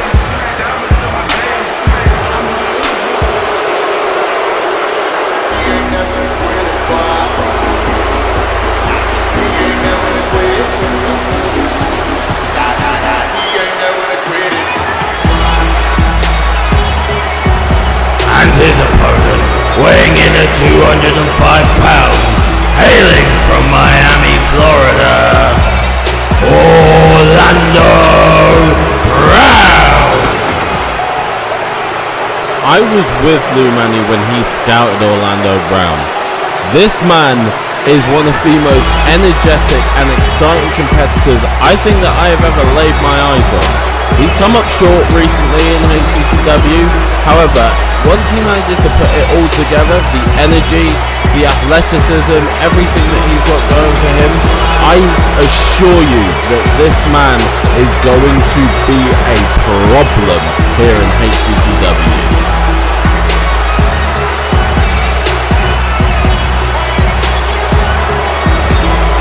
Jay Golden definitely needs to be ready for a tough match tonight, because Orlando Brown, though typically a velocity competitor, he is willing and ready to go to any division to just wrestle. He loves this. He loves doing this, and he has got a knack for it. Jay Golden, as talented as he is, he's going to need to be on his best form to come away with a win here tonight. A collar and elbow tie-up, not the start I was expecting to see from Orlando Brown here. Waist lock takedown from Orlando Brown, and a lot of mat wrestling for what is typically a high flyer. Orlando Brown starting things off, showing Jay Golden that he is no slouch when it comes to straight up technical wrestling. Oh, Jay Golden though, going for the cheap shot, slap to the side of the face, clearly unhappy with Orlando Brown trying to match his technical wrestling prowess as he goes for the go behind and hits the tiger suplex. But now Orlando Brown back to his feet and a big flying elbow strike to the face. Orlando Brown now going for more technical wrestling. Oh my God, the headstand. That is a move that we have seen Jay Golden himself pull out. Orlando Brown maybe trying to rub it in Jay Golden's face a little bit. Now going to go behind, but oh no, gets dropped with the bulldog face first down to the mat. Jay Golden, arm wrench, kick to the stomach, and a big DDT, dropping Orlando Brown on the crown of his head. Jay Golden now going to go to that mat wrestling. Like I said, Jay Golden is a really impressive amateur wrestler, had great accomplishments in college and high school wrestling through his years, decided to hang it up to pursue a basketball career where he did get scouted, but now bringing it back as he goes to the cover here, only a 1 count though, as I was saying, bringing it back to wrestling, and you can see he's still got all the talent to take it as far as he really wants to. Orlando Brown now countering out with the European uppercut, stunning Jay Golden. Gonna whip him across the ring. What's Orlando Brown looking for here? A jumping clothesline, slapping the mat to almost try and G himself up and say, come on Orlando, you could take a win here. Hitting the ropes now. Ooh, big knee and neck breaker to follow it up. Jay Golden may be stunned here, but as I say that, back to his feet with an arm wrench shoulder block. But Orlando Brown following that up with an arm drag. Tries to go for a shot to the head, but gets a shot to the stomach instead. However, counters back with a gut kick, putting Jay Golden down to one knee. He rocked him there with that gut kick. Face into the corner now. Orlando Brown going for the turnbuckle smashes to Jay Golden. Orlando Brown hanging in very impressively here. Like I say, both of these men have everything in them to be great level competitors. And we see a giant swing, good strength from Orlando Brown there, swinging the bigger man around.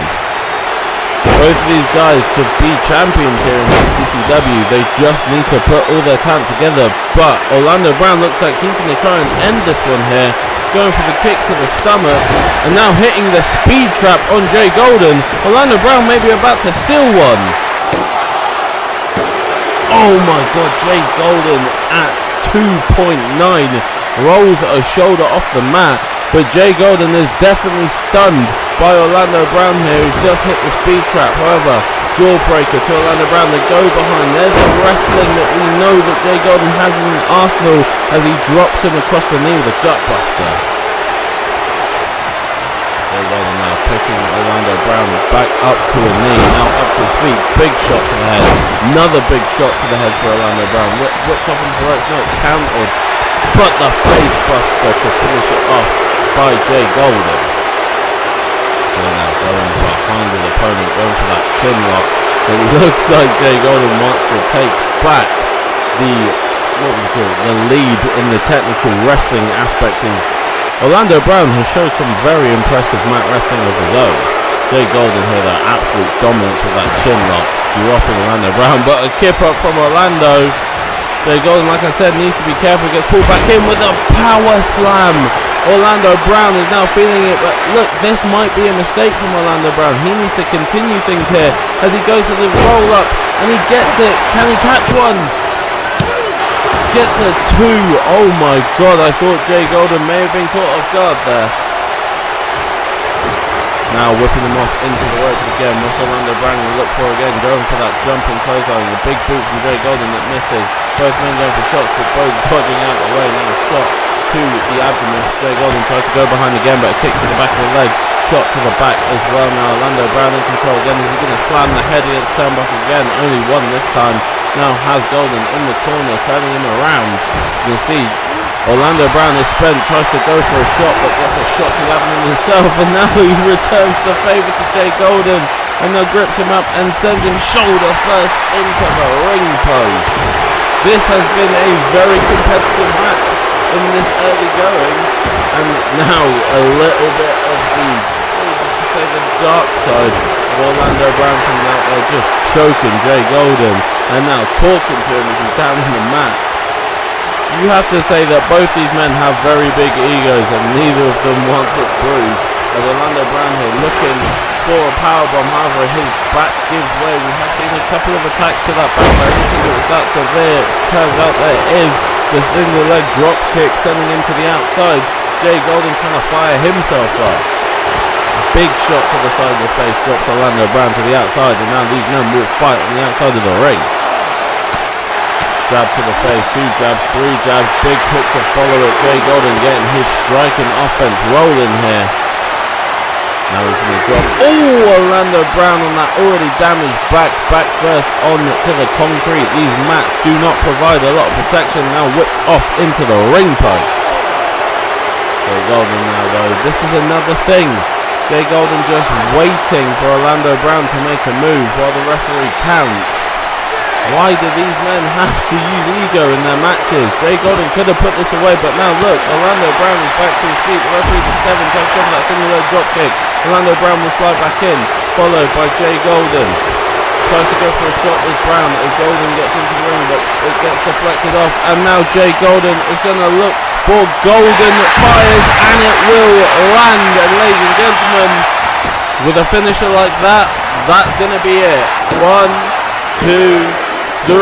Jay Golden walks away with a W in what was a more competitive match than I think a lot of us expected. Orlando Brown definitely bringing the fight to Jay here, hitting him with the speed trap early, almost stealing a victory from Jay Golden. However, Jay Golden would have enough to just get a shoulder off the mat, and then the strikes would start to rain in from Jay Golden, and then the Golden fires. Like I say, a finisher like that is deadly in this game, and it's proven to be once again Jay Golden your winner.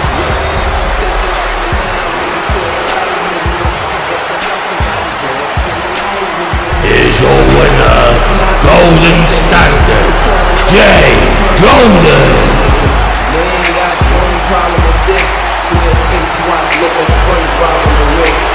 And a nice moment, something that we haven't seen a lot of. Some sportsmanship here on HCCW. Well done. Time now to move on to Horror's pursuit of the mandatory challenger spot for the HCCW Chosen Championship.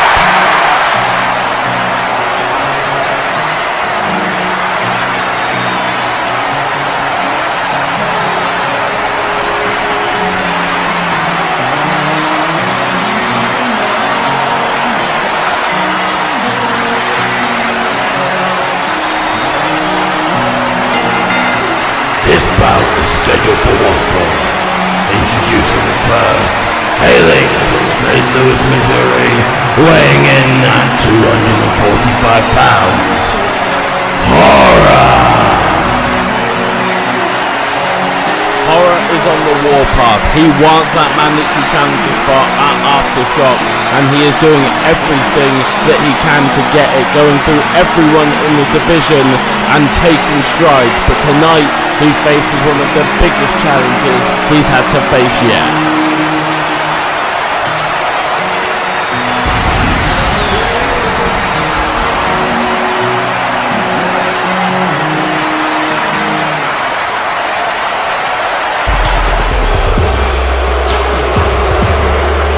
And his opponent, hailing from Raleigh, North Carolina, weighing in at 380 pounds, D-Wolf! One of the most technically proficient wrestlers that we have on our roster here in HCCW. We haven't seen D-Wolf since he competed in the World Heavyweight Championship tournament against Shane Vector. However, D-Wolf is dangerous. He can tap you out at any point, and he also packs one hell of a punch. This is going to be a hard-hitting affair, ladies and gentlemen. I can tell you that for sure right now.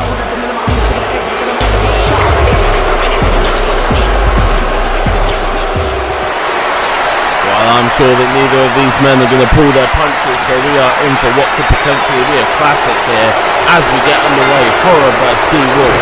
And straight away, Horror comes out with a roundhouse, tries to follow up with a second, but misses, and then it's a kick to the shin for Horror following that. Wolf now getting him up to his feet, trying to go for that go-behind dragon suplex, but Horror counters on a big knee to the abdomen. You can see there, it kind of also toppled over Horror because it was just mass that D-Wolf is. And now these strikes, as I was predicting, are coming in fast, and they're coming in furious. D-Wolf now starting to move that offense to dissect different parts, different limbs of Horror. Big Northern Light suplex there to the lower back. D-Wolf will be surgically precise with the way that he goes about his business not wasting energy on any motion and inflicting as much damage as possible. As he goes for the double leg there, Horror counters back and it's a shot to the back of the arm. Kick to the abdomen now, but D-Wolf just beeling Horror across the ring. But as he goes for a strike, a little jab, goes to that knee again, but it's caught, and an elbow to the knee, and then Horror sent out of the ring with a huge clothesline. This is a scary place to be with D-Wolf as well. Like I said, he is ferocious. He will do anything in his power. Oh, a slam head first into the stairs. As I was saying, he will do anything in his power to take you apart. Doesn't matter what he has to use, he will do it. Horror though, just whipping D-Wolf off to the other side. D-Wolf stumbling onto his midsection there. Horror trying to get that striking offense going. And now the Hangman's neck breaker with the elbow to the neck. Up to 6 though. Horror trying to go for a lift there, but D-Wolf counters back. Both men run into each other, but manage to get back in the ring. And now it's D-Wolf going for the strike offense. Oh, that to the front chop block, chopping Horror down and now squeezing the midsection with those powerful and long legs of D-Wolf. D-Wolf is 6'4", no small man, so he can use that leverage to squeeze on the abdomen, but now elbows to the back. Back elbows to the head, should I say, from Horror as he goes for that strike offense. He's going to go for the discus knee and land it. Then big shots to the abdomen. He's realising he needs to cut the big man down, but he just gets caught in the discus special slap, followed by a knife edge to set him down. Every bit of offense that Horror's got so far, D-Wolf has had an answer. We see a hat suplex down and another chop block to the knees. D-Wolf definitely trying to take out the legs and the educated feet of Horror. Horror now getting back into the ring as D-Wolf was distracted, taunting, and the double knees to the spine. Trying to pick him up, but no, look again, D-Wolf has an answer to Horror. Big elbow strikes down in the corner. Now he's going to get hung up in the Hangman in the corner. What is D-Wolf looking for here? Oh, just wrenching on the neck and back. Horror though still has enough in him. Big arm whip down, face first goes D-Wolf, and that shoulder into the mat. And now it looks like the shoulder is going to be what Horror looks to go after as he wrenches it out of the socket there. Big shot to the shoulder again from Horror there. Jab to the face. Gonna whip D-Wolf off into the corner. It's going to look for a flying forearm in the corner. D-Wolf though coming out with a big knee to the face, dropping Horror straight down to the mat. There's the power of the powerhouse D-Wolf. Big shots there, trying to go for that bell clap to win equilibrium as Horror tries to counter back with a clothesline that gets dropped across the ropes instead. Ooh, the guillotine across the ropes. The agility there of D-Wolf is impressive to land on his feet on the other side. But Horror's neck just getting compacted into that middle steel cable. D-Wolf tries to go for a suplex. Oh, look at the power of Horror though. More than happy to show off his own power game. Big suplex. But D-Wolf going for the cheap tactics, like I said, willing to do anything but the strike offense. The kicks to the legs of Horror with a big super kick to follow that up, and he's going to go for the patented straight jacket suplex. D-Wolf now all of a sudden in trouble off of just a couple strikes. That is how lethal the legs and hands of Horror are when he gets that striking offense going, and he's wrenching on the shoulder again. Now more strike offense, kicks to the leg, knees, kicks to the abdomen and the chest, and then a leg kick putting down cover. Oh, D-Wolf was stunned but still had enough in the bank to kick out. Horror now waiting. Is he going to look to hook up the Nightmare? He is, and he lands it into the cover. Oh my god, D-Wolf managed to power out of the Nightmare. That is unbelievable. I thought Horror had it here. Now Horror is going for a little bit of submission, wear down offense of his own, trying to keep the pressure on D-Wolf. We know that Horror is a pressure fighter. When he gets you, he will keep trying to suffocate you, but a hatch suplex there drops Horror, and he may be out of it as D-Wolf follows with a big splash across the chest. Cover. Horror though not willing to give up his claim to the mandatory spot just yet.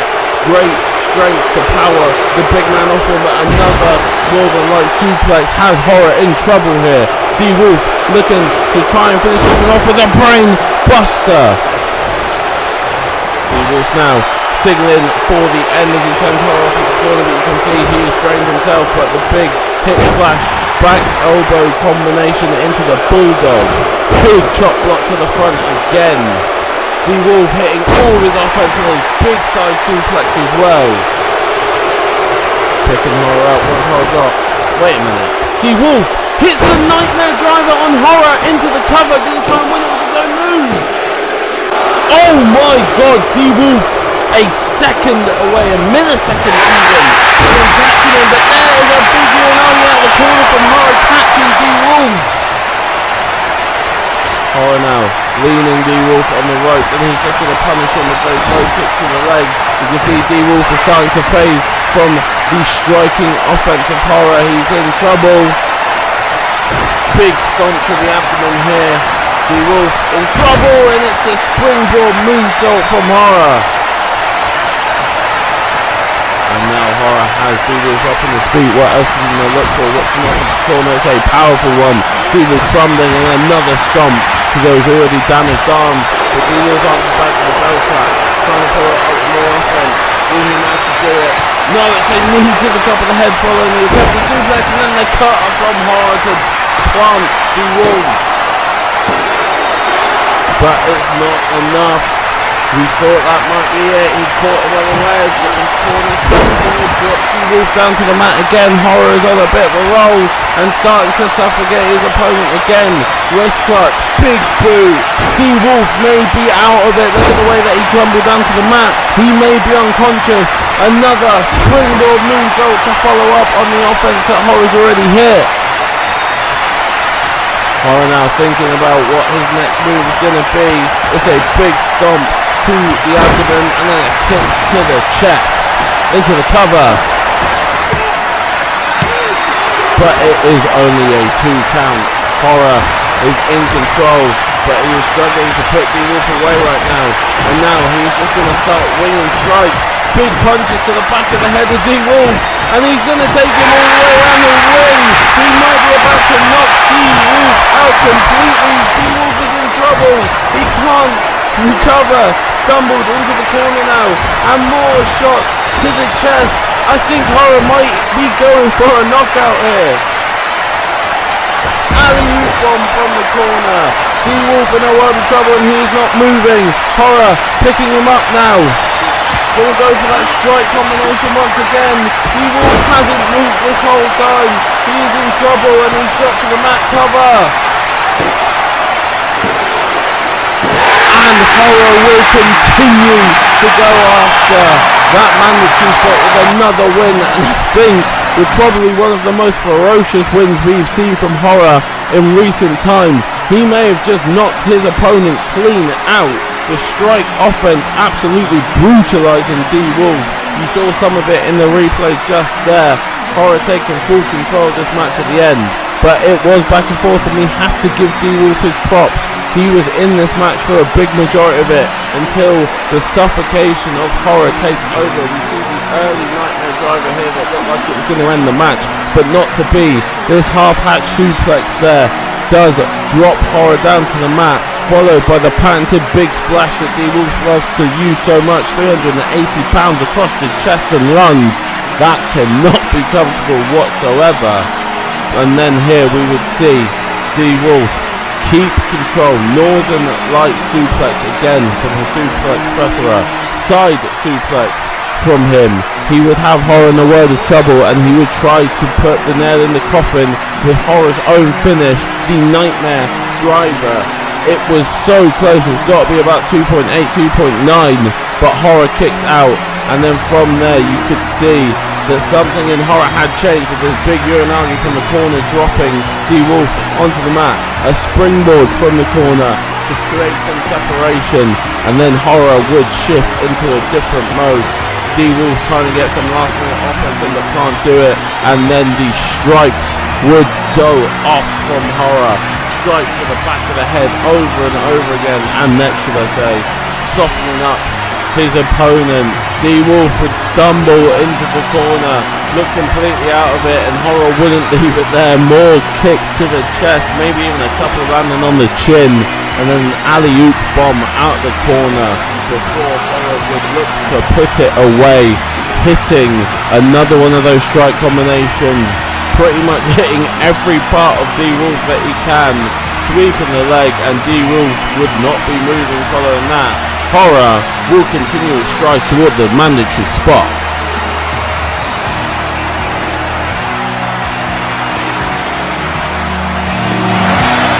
Here's your winner, Horror!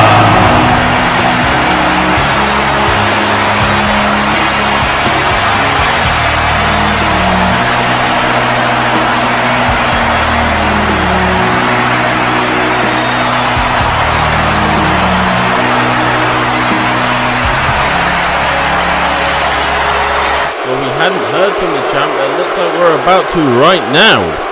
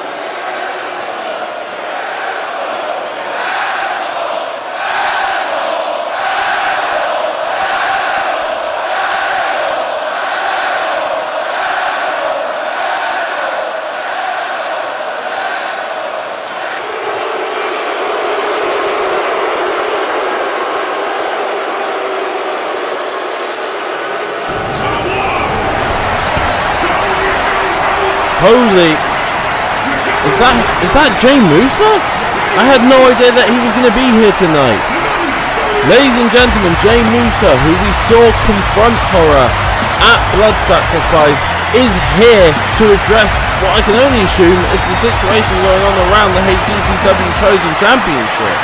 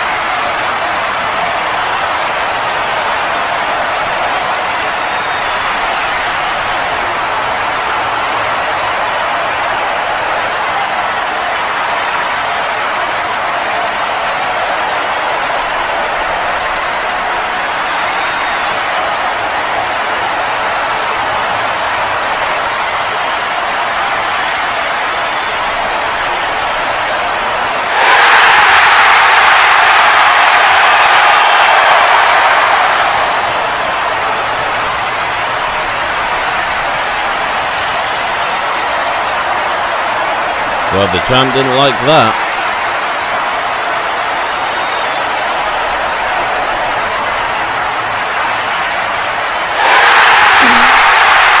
Oh my god, Horror speaks?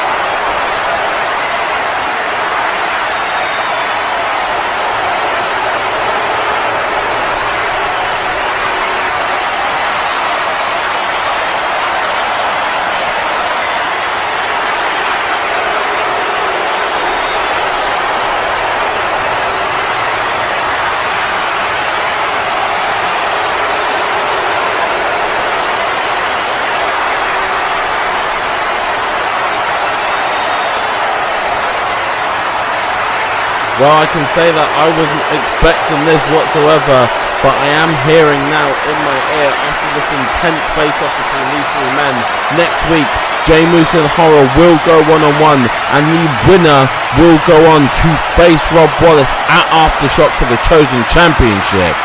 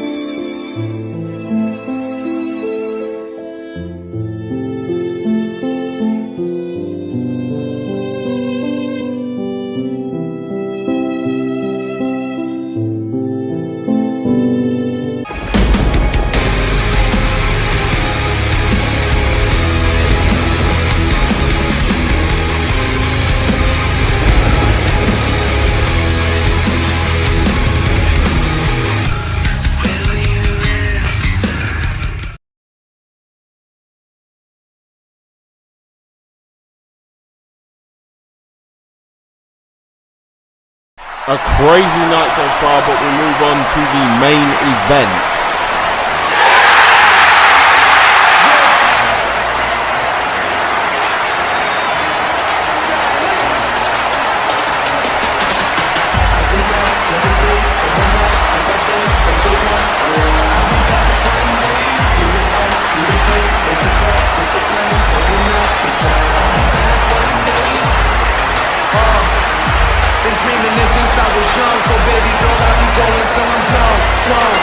This is your main event of the evening, and it is a six-man match. Introducing first, hailing from Philadelphia, Pennsylvania, weighing in at 200 pounds,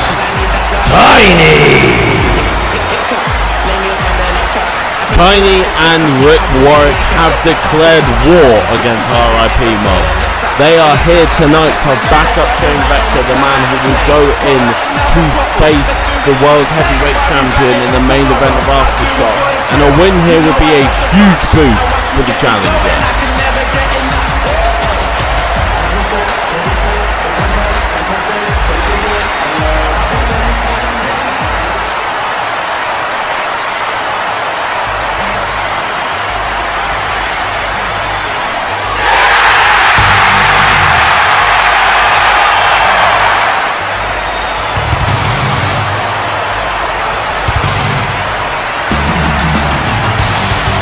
his partner, hailing from Oklahoma City, Oklahoma, weighing in at 240 pounds, Shane Vector. Shane Vector had Dre Death Row dead to rights in the semi-finals of the World Heavyweight Championship. Faith would interrupt, but last week Shane Vector would beat Faith to guarantee his match against Dre Death Row at Aftershock. He is looking to take the World Championship away from RIP Mob, and this could be a big step towards that.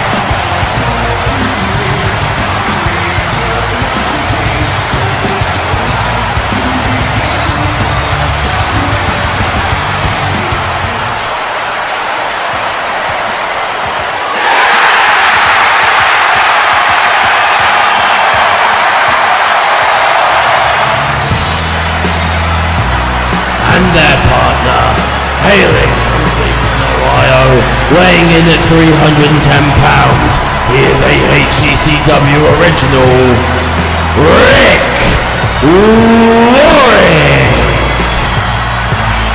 You heard it there, the call of HCCW Original. Here in HCCW, we celebrate our history. Men like Rick Warwick, men like DJ Destro, men like Luther Rose, the foundation of this place.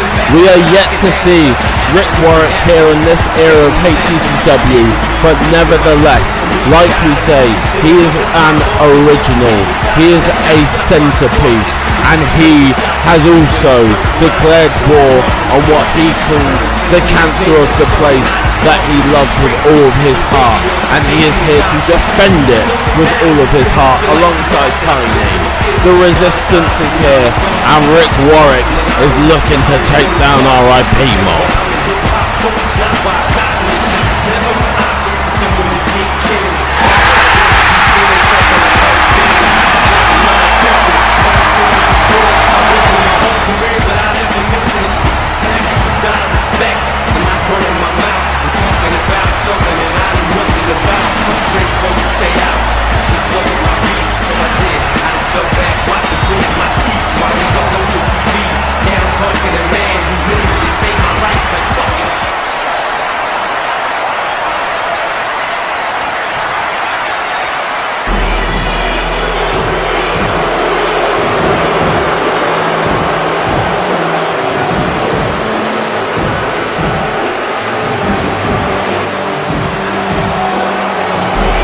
Introducing their opponents, Faith, Dre Death Row, and the world's heavyweight champion, Dre Death Row,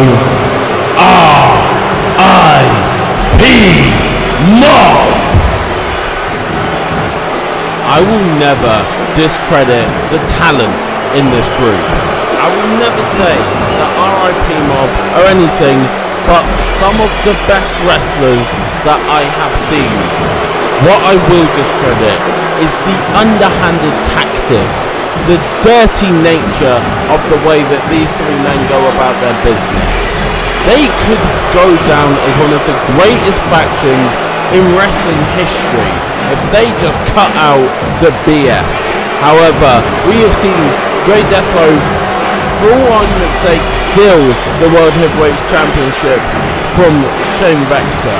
We have seen Faith interrupt great matches. Dre Death Row attack people from behind. Dre Death Row attack people from behind.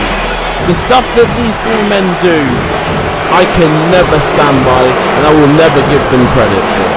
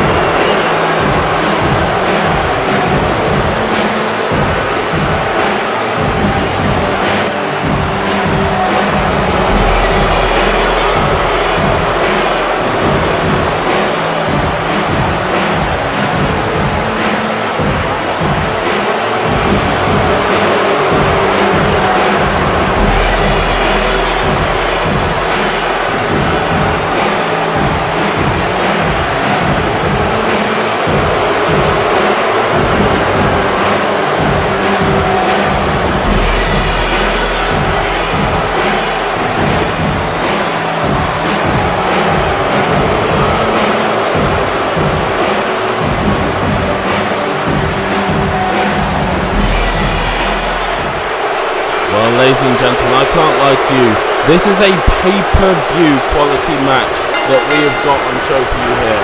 Oh my god, Dre Death Row though, wasting no time going after Tiny, but Tiny not staying down with an uppercut of his own.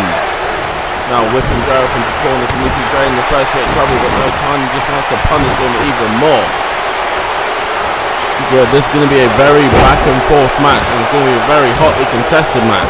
None of these six men want to lose, as we see the chin lock applied here from Dre Death Row.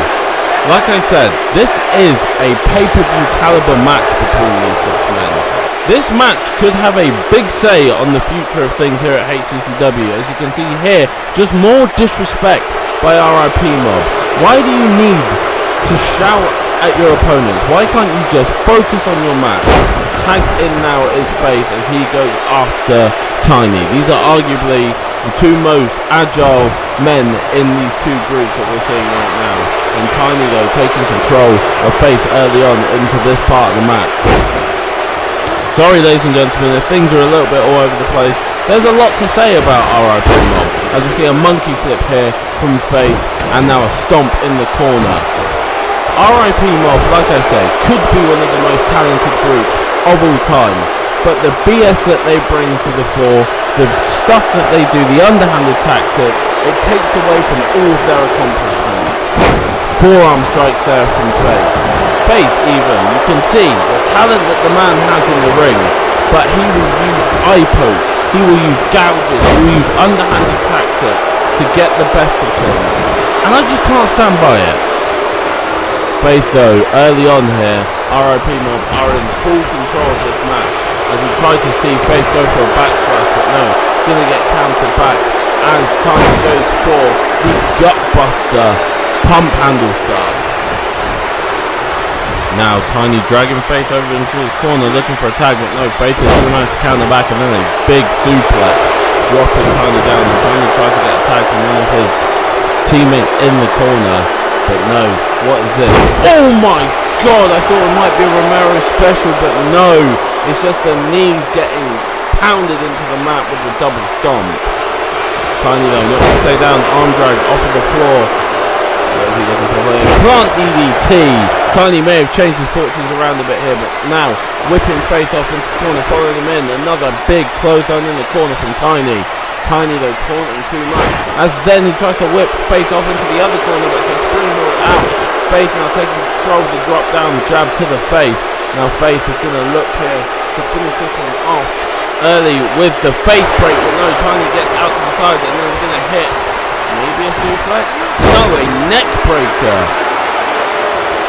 Momentum in this match is swinging from side to side right now as Faith hits the spinning side slam and is going to look for that Faith break knee again, and this time it does land. Faith into the cover, but no, Rick Warwick in to break it up. Not over yet. Tiny now countering out with another big European uppercut, and he's going to look for the T-shot here. Does get dodged though. Faith now, another monkey flip to drop Tiny down to the mat. Tiny straight back up to his feet. Faith come on. Oh my god, a drop kick as Faith went for the crossbody, then a big boot to follow that as well. Tiny hit the ropes now. Big knee drop across the face of Faith.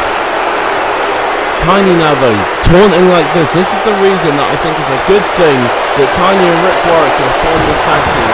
Tiny needs some taunting to not always be brought in to the fight. Big cheap shot in the corner there though, as you can see from Trey Desperate. Tiny got whipped into the corner, now a tag. As we're going to see the first action from Faith Breaker. What is this now? Oh my god, no. The assisted powerbomb! We've seen him use this to put tag teams away in the past into the cover. But it's only a one count that Shane Becker manages to get across. Fast and furious action so far on this one. Tiny using that big jumping clothesline to drop the big man down to the mat. Now twisting that arm, going after the arms is a smart choice on the bigger man. Leg snap. He's gonna try and slow down the big man, try and take away some of his power. Clothesline, but no, it's ducked. Good agility shown by Trey Defro there, has to be said. And now the inverted suplex. Oh my god, the neck of Tiny might have just been snapped.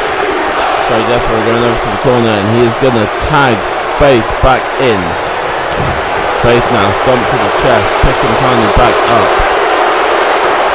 Going for the kick to the abdomen, but no, it will be followed with a big clothesline. Tiny now needs to probably try and tag out if he can, but no! That signature huge clothesline from Tiny drops Faith down, and now he's got Faith out on his shoulders. What is he going to look for here? It doesn't matter because Faith does manage to get those shots off to the head, and then a big clothesline of his own, but Tiny is straight back up to his feet. Elbow strike to stun him for a minute. However, no, the whip is countered back, and now into the corner. Tiny trying to go for that clothesline again, but no. Faith now going to deliver the whip into the corner of his own. It's a cheap shot from Dre Desmo to the side, and then a back elbow running bulldog. And Faith gonna look to put it away again. Another Faith break knee, but no, Tiny gets out, goes to the side, tries to go for a punch, but is dodged off into the corner. He goes. Big knee to the abdomen, thrown down to the mat. What is Faith looking for here? He's going to go for that big elbow drop. The jumping ability of Faith is so impressive. Tiny trying to get the tag here. Does manage to get back to his feet. Was going for the T-shot there, but you can see it just got interrupted. Now Faith picking Tiny up and dropping him neck first across the top rope, right in front of Shane Vector as well, just to rub in that they cannot get the tag right now. But no, a big forearm shot to the face, and then a jumping clothesline once again. Can Tiny get the tag out? He can? Yes, he can. I thought he tagged already, but the referee didn't see it. Rick Warwick now into the mat, but gets caught unawares because of that little botch in the corner. But big back elbows to the abdomen. They're going to double Faith over. The power versus speed matchup is now in the hands of the, I guess we'll call them the Resistance Coalition. Stomp to the back here. Rick Warwick has got Faith in a world of trouble with another big stomp. Trying to go for another shot, but it's a back elbow to the abdomen to double over the bigger man.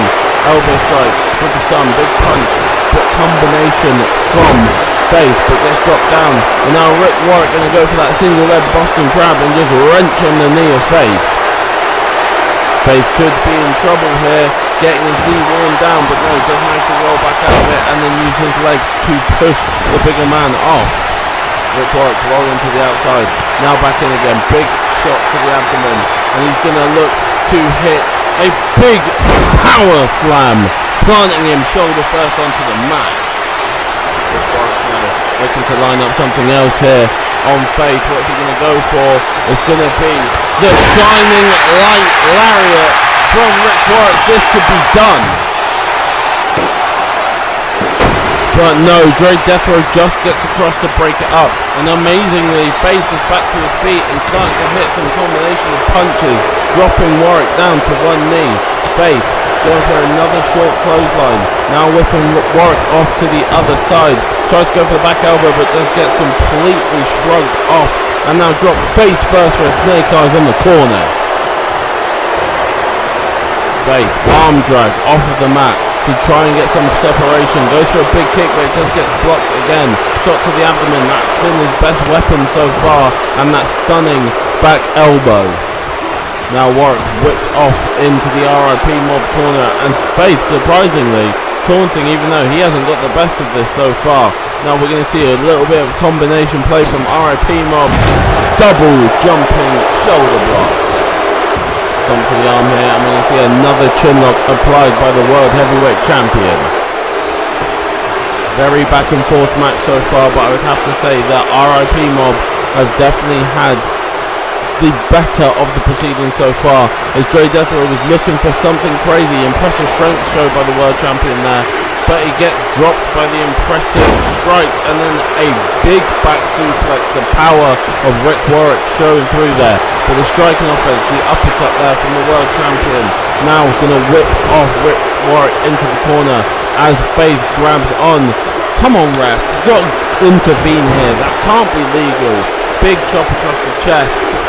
RIP will have Rick Warwick isolated right now, but Shane Vector does manage to break through. Dre Deathrow trying to get onto him, but the referee is going to separate them. Tiny sliding into the ring. There's enough of distraction for a big headbutt from Rick Warwick to stun the World Champion. Whip off into the corner, trying to get some offense going, but no. It's a big boot to the face of Rick Warwick. Whipped off into the RIP Mob corner once again. And now we're going to see more tag team offense, this time between the brothers of RIP Mob. Drop toe hold, elbow to the back. Now the power matchup is on, and it is begun quickly as Rick Warwick quickly pops up off of the mat with a double leg. Big shot to the side of the face, and then going to hook up a huge spinning slide slam again that we saw in these earlier. Now the combination, the fight is still on. Big shot to the side of the face, and now the strength struggle is on. Both men not willing to back off. Rick Warwick has got Dre Deathrow against the rope, but the cheap shot again from RIP Mob. We have seen this so many times from them already. And the slap across the face now, and you can hear how the fans feel about it. Both men circling each other. Who's going to get the best of things? looks to be Rick Warwick at the moment, as Shane Vector's been knocked down off the apron. But Trey Defro with a big elbow manages to stun the power competitor of the Resistance. But no, as I say that, the counterback is happening again. That's what I mean. Momentum keeps switching sides between these two. Big shot from Trey Defro now as Warwick tries to follow up on his offense. Whip off into the corner from Warwick and a big body splash. Trey Defro maybe a little bit stunned, maybe a little bit surprised, and he's going to get dropped again with another spinning side slam and planted to the mat, into the cover. But Trey Defro has enough in him to roll the shoulder off of the mat. I think Trey Defro might be stunned that he's found someone that can match him strength for strength so far, and now the headlock is locked in. Wrenching on the neck is Rick Warwick trying to wear down the other big man. Trey Defro though manages to get his head out and now trying to take control of Rick Warwick and take him back to the RIP mob corner. It feels like that's what Trey Defro needs right now after struggling a little bit. Tries to go for a shot to the back, but look, Warwick is just back up on his feet once again and whipping Trey off into the corner. Trey Defro trying to find salvation on the outside, but what instead he finds is Tiny, who delivers a little bit of RIP Mob's own medicine to them with a knee breaker as Trey Defro rolled out of the ring. Rick Warwick now trying to follow up the offense, tries to go for a big boot, but gets caught and then shoved off. Strike countered as well, trying to go for a big belly to belly on the outside, but Trey Defro hits him with a leg sweep instead. Trying to go for a big boot again, but it's a dragon screw. Very, very agile and quick from Rick Warwick there. Both men though are in danger of getting counted out here as they're up to 6 and they are firing off shots at each other. Big shots on the outside. Warwick is stunned, but he is going to return to the ring. Trey Defro to follow. Trey Defro does follow and drops Warwick. But Warwick now back up to his feet with a big knee to the face. What's Warwick got here? He's going to whip him off into the corner. He's going to look to tag in his new tag team partner Tiny in the Resistance, and there's a shot to the abdomen. Smaller man against Powerhouse again, but look at this, some out of nowhere Trey Defro just manages to take full control of the smaller man, now just whipping him around the ring, and Tiny is in a world of trouble, trying to go for a splash in the corner, but there is the agility and speed advantage that Tiny has. Whipping Trey Defro out of the ring, but smartly enough whipping him out of the ring in his own corner. So he has got the backing of both of his tag team partners. Rick Warwick gets tagged in by Tiny because he wants some more of the big man, and the strike competition is back on. But a big shot to the abdomen that had been damaged by Faith is the thing that gives Trey Defro the advantage. Now he's going to go for that suplex deadlift on Rick Warwick. RIP Mob starting to slowly whittle out advantage once again. The camel clutch here wrenching on the back and neck of Rick Warwick. RIP Mob, through just Trey Defro's own spell of dominance, have managed to swing things back in their favour. Rick Warwick does manage to go, he baits him with the hand up in the air and then grabs him in the jaw.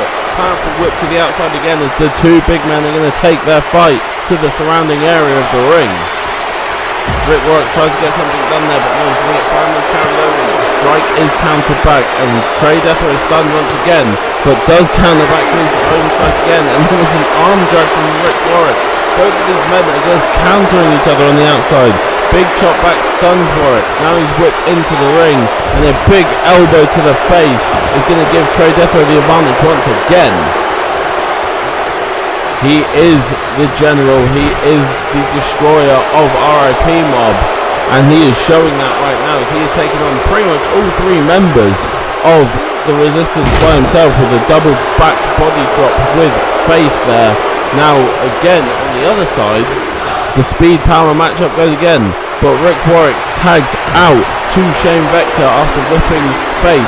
This is the main event from 2 weeks ago where Shane Vector beat Faith to guarantee his spot in the main event of Aftershock. But the dirty tactics in the corner of RIP Mob once again.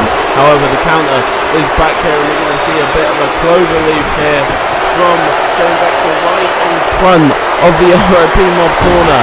However, Faith will manage to counter out, rolling and drop kicking Shane Vector to the face.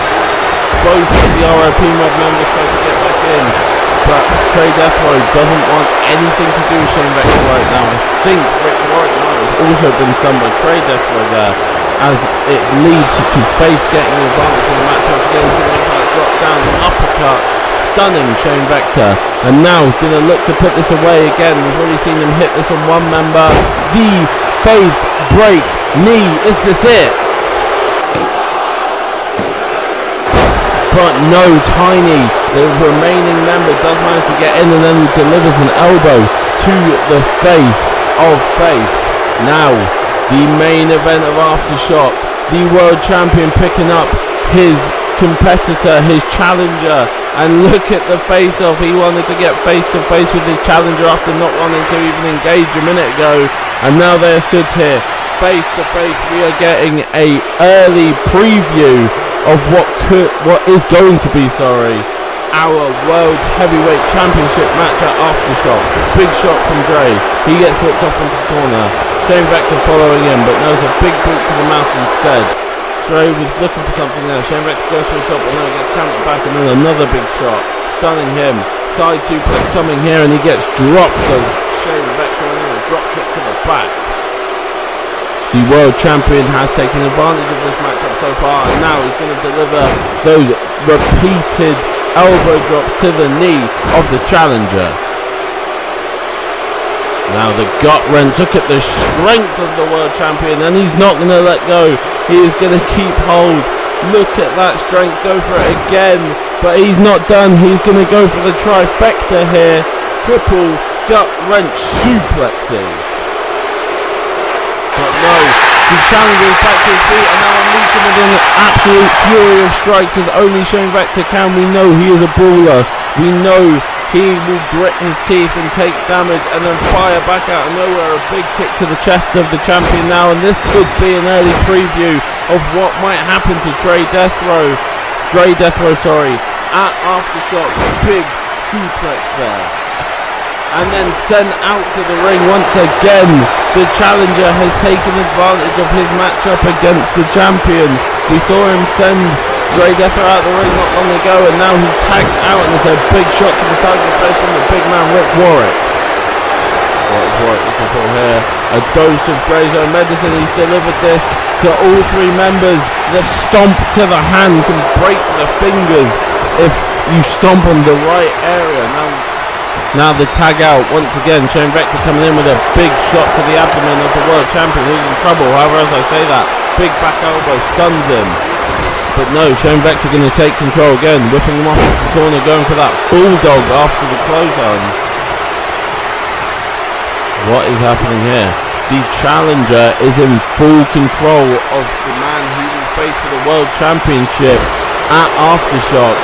This is crazy to see, and it could be a prelude, but no, jawbreaker here. Dre Deathrow going to try and get some offense in, and does with a big belly to belly. That might create the separation that he needs, as he's now going to drag Shane Vector back to the RIP Mob corner. I'm sure look for the tag out. Here comes the big powerhouse again, but no, countered back by Shane Vector. They took just too long. And now Shane Vector in control of the big man, but not going to be easy to keep him quiet for long, as you can see with those big elbows to the abdomen, and then a crushing clothesline compacting the challenger for the World Championship in the corner, and then an alley-oop bomb to follow that up. Shane Vector looking for the tag, but no, he's going to be dragged to the corner, and Faith now is going to come in, and every member of RIP Mob is going to look to take a piece out of the challenge, but no, Faith once again, the man who lost to him, as I keep reiterating, I just want to drill that home, is the one to lose out the pressure that RIP Mob had here, and now submission locked in, but Faith does manage to roll out. Double shot from both men, firing at the same time. Faith manages to get away from the back lock. Now whip into the corner from Faith, going for that back elbow with a back hip flash again, but no, it's countered. Whipped off into the corner, and then a clothesline to the back. But Faith off of the mat, out of nowhere, the agility hits the head scissors. Gonna go cross drop, no, gonna take control of Shane Vector and drag him to the RIP mob corner again. Puts him against the rope, so he goes for a big shot to the face, but no, he's gonna get leveled by an even bigger shot from Shane Vector. But now they gouge the eyes and the dirty tactics is again as he doubles over the challenger and then jabs him in the face. Now as Trey Defo tries to get in, Vector manages to stop that cross. He's got the left Shane Vector looking at the inverted power slam here, and he may be looking to try and wrap this match up, looking into the eyes of the champion, doubling over Faith. He is going to look to hit open road. This could be a 3-way for what he's going to do to the champion at Aftershock, dragging him in Faith into the corner now. Further away, that is good wherewithal from the challenger, but no. You can see Defo already managed to get himself through the ropes before the bulldog. Things are starting to swing out of the favour of RIP mob here, and they may be starting to panic as Tiny finds himself tagged in. He's going to renew his rivalry with Faith. The match they never got to finish just last week. They never got to finish their match following the attacks from RIP mob, but Faith is going to tag out. Already had his fill of Tiny, it seemed. Now Dre Deathrow with a shot to the face, going for the discus knee, but it's going to get caught. Now drop down, and it's going to be another submission, the single leg, as we've seen his mentor use so well. Wrenching on the knee, but Dre Deathrow is going to manage to counter him out of that one, and it's a big kick to the face, followed by a big kick to the spine. More shots from the champion, tries to go for a big clothesline, but gets hit with a big running drop kick to the face instead. Tiny now going for a back drop, but does get deflected. Big shots from the champion, stunning Tiny, and then gets dropped with running clothesline, stomp to the arm, and now the chin lock once again, the patented move of the champion, just wearing down and sapping the energy from the resistance. Tiny though manages to use his speed to get out. The discus knee is coming again, but it's a great counter from Tiny instead, and he's going to look to line up the T-shot here, maybe trying to pin over the champ, but no, the champ manages to move to the side and then counters out as Tiny look to follow up the offensive 60 yards. Elbow to the right back, and right in the corner looking at his challenger, he's going to hit the Death Valley driver that moves the chest up to the finish. Members of both teams getting into the ring to try and interrupt things, and it's a T-shot out of nowhere. The champ is dropped. It could be over, but no. Trey Deathrow was ahead of the curve. He saw what was coming and gets straight in. Jumping shoulder on the other side as the challenger for the World Championship comes back into the ring. What is he going to look to follow up with here? Whipping Trey Deathrow, who is stunned hard into the corner, doubles him over and he falls down to the mat, and more head slams onto the mat.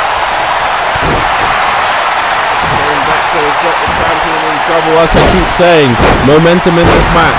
Keep swinging back and forth like a pendulum. I don't know who is going to walk away. As you can see, the challenger talking to the champion, but that may have been too much as the neck breaker now drops Shane Vector down to the mat, but an elbow back into the abdomen is going to stun the champion, but he goes for the springboard moonsault out of nowhere.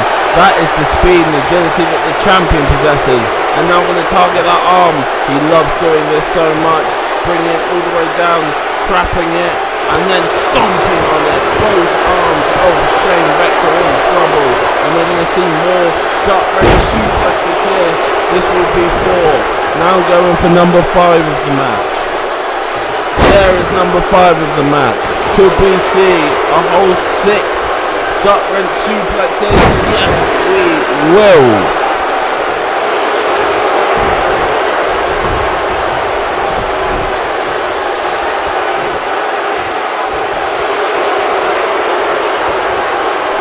Shane Vector is in a world of trouble as he goes for the grapple, but no, Shane Vector goes that close on over the top rope again, but the champion will drop him next first across the rope. Shane trying to crawl to his corner. Don't know what is going on there. It's a springboard attempt to close on, but Shane Vector was way too aware of it. Dre trying to hook up the challenger, send him off into the corner. Going to be more tag team offense as we're going to see the big man fly. That is insanity.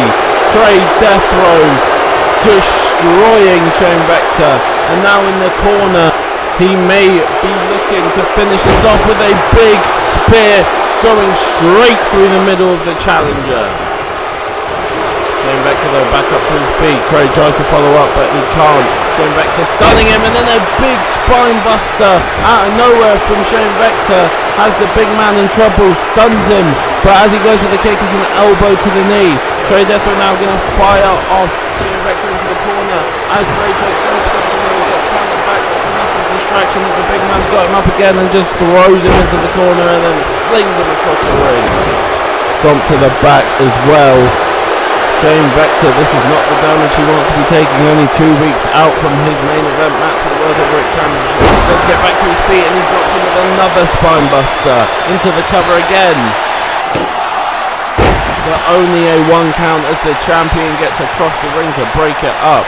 But Trey Death Row is in a world of trouble right now. You can see he is stunned out of nowhere. Shane Vector is going to look to end this with the open road. He's already hit it once and will hit it twice. Shane into the cover, but the world champion again gets across to break up a count. I can't even see how this match is going to end right now. All of these men are just managing to get across to break up any count that's going on. The referee can't keep up with the action that's going on. I have to be honest, ladies and gentlemen, I'm struggling to keep up with the action that is going on. But you can see here Trey Death Row trying to get more offense going. It's a drop step there and a drop buster from the Shane Vector. Trey Death Row back up to his feet and he's going to try and use that power just to take control of the challenger for the World Heavyweight Championship. He does whip him off, but no, he's going to pick him back up again here. What is Trey looking to do to Shane here? Tries to go for a jab, but Shane counters back. Now going to whip the big man off into the resistance corner once again. And now a tag in. Here comes Tiny. Going to be more damage to the midsection of the big man. I think Tony might have just inadvertently caught his own partner with a dropkick there, and that has allowed for Trey Death Row to get across and tag in Faith as the world champion goes across to look for his challenger, and he's found him and now throws him into that metal ring post on the outside. Trey Death Row clearly was waiting for this. He goes for the snap back suplex as well. The challenger in trouble, and in the ring Tiny is in trouble as another spear is being lined up here. He goes for it, but no, it's a DDT out of nowhere. Tiny manages to counter the spear into the DDT, and now he's taking control of Trey Death Row here, dragging the big man across, trying to get to Rick Warwick, but as he's a very big man for Tiny to drag all that way, but he does do it. Rick Warwick now getting back into the ring, but does get countered back, and then a shot from the side of the face. You saw it from Trey Death Row. Ends up with Rick Warwick getting hit with a huge clothesline in the corner. The tag looked to be the smart thing to do from Tiny, but it's actually led to more trouble. As we're going to see here, suplexing over. Oh my god, there's a neck breaker powerbomb from the Death Row brothers. Great, into the cover, going to look to finish this one off. Oh no, but Tiny just needed to scoot around Faith, who was holding him, and push both men onto the pile. Discus knee strike from the world champion now sets the original down, and it could be trouble. This could be starting to spell the end. More dirty tactics going on here from the RIP Mob corner. The referee can't get a handle on this match right now.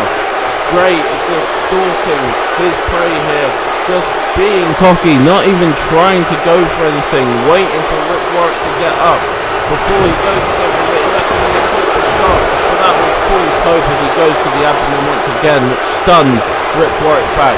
And now the Death Row brothers, more offense and more damage to the back and abdomen. Great, turning Rick around, what's he looking for here? Oh my god, Deathless sit out powerbomb, that's incredible straight from Death Row, but it's only a 1 count. Where did that come from?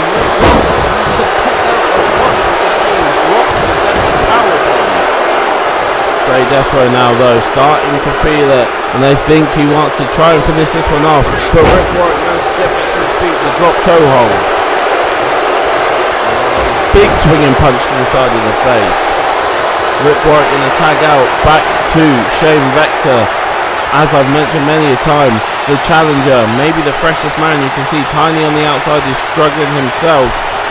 The resistance looked to be in a little bit of trouble, but the head slams that we know so well are coming in from Shane Vector. Tries to go for a forearm, but no, countered. Jay Deathro into the RIP more corner goes Shane Vector, but it is a back elbow to stop that. Jay Deathro trying to gun. Fire them from the corner, Trey out of the abdomen. Both men are into each other, but it's a snap down. Has stunned the big man out of nowhere, he didn't expect it. Both men running into each other again. There's going to be the neck breaker to eventually give Shane Vector control of the match. Stomp to the back as well. More head slide to the big man, trying to really rapidly into him as Faith and Tony get him to break each other up. You see Faith is there. We're going to see another open road potentially from Shane Vector. He's got it hooked. But no, this time it looks like Trace already has managed to count it back, and there's a huge lariat from Trey Deathro to drop the challenger. And then a big spine buster as well. Shane Vector could be in trouble, but once again we can just see the cockiness, but as he gets back to the screen, it's a triple power bomb. This could be it, but no, now trying to help him trying to fight out, but they are in trouble. Trey Deathro and he tries to go for something there, he gets hit with that big back drop, but it's countered back once again. Right now Shane Vector just can't get a full foothold, but the uppercut, the European uppercut could be enough. Forearm, stumbles him off, now going for the shot to the leg. Trey Deathro once again is going to try and take everything by himself. He's seen him do it before and he's doing it again in this one. Shane Vector though, whipping him off into the corner, tag out, comes Rick Warwick, and that struggle for strength is happening once again, but no, he drops him to the mat, and now another deadlift powerbomb. We have seen Rick Warwick kick out one of these already, and he's going to do it again at one. That is incredible from Rick Warwick. Heart there, tag out, in comes Tony, in comes Trey Deathro. Both men looking to try and win this one for their respective sides. Wow, what a counter there, and then a running knee strike. I didn't even have words for what happened there, and then a giant lariat. Tiny in a world of trouble now. RIP Mob have been dominant, and now more offense coming from the Death Row brothers. Trey Deathro somewhat controversially tagging in once again, but you can see he is feeling it. And now he's going to deliver that same powerbomb that he has hit so many times this match already onto Tiny as well. This is incredible showing from the resistance side. They are showing why that is the namesake. Tag out, in comes Trey Deathro. Shoulder block, drops Tiny, and now the leg drop across the neck.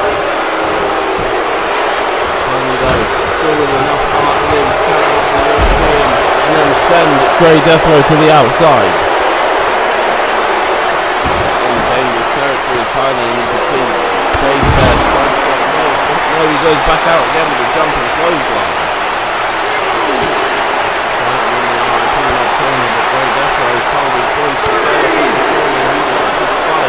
And so far it's back and forth. Champion now just got the better of it.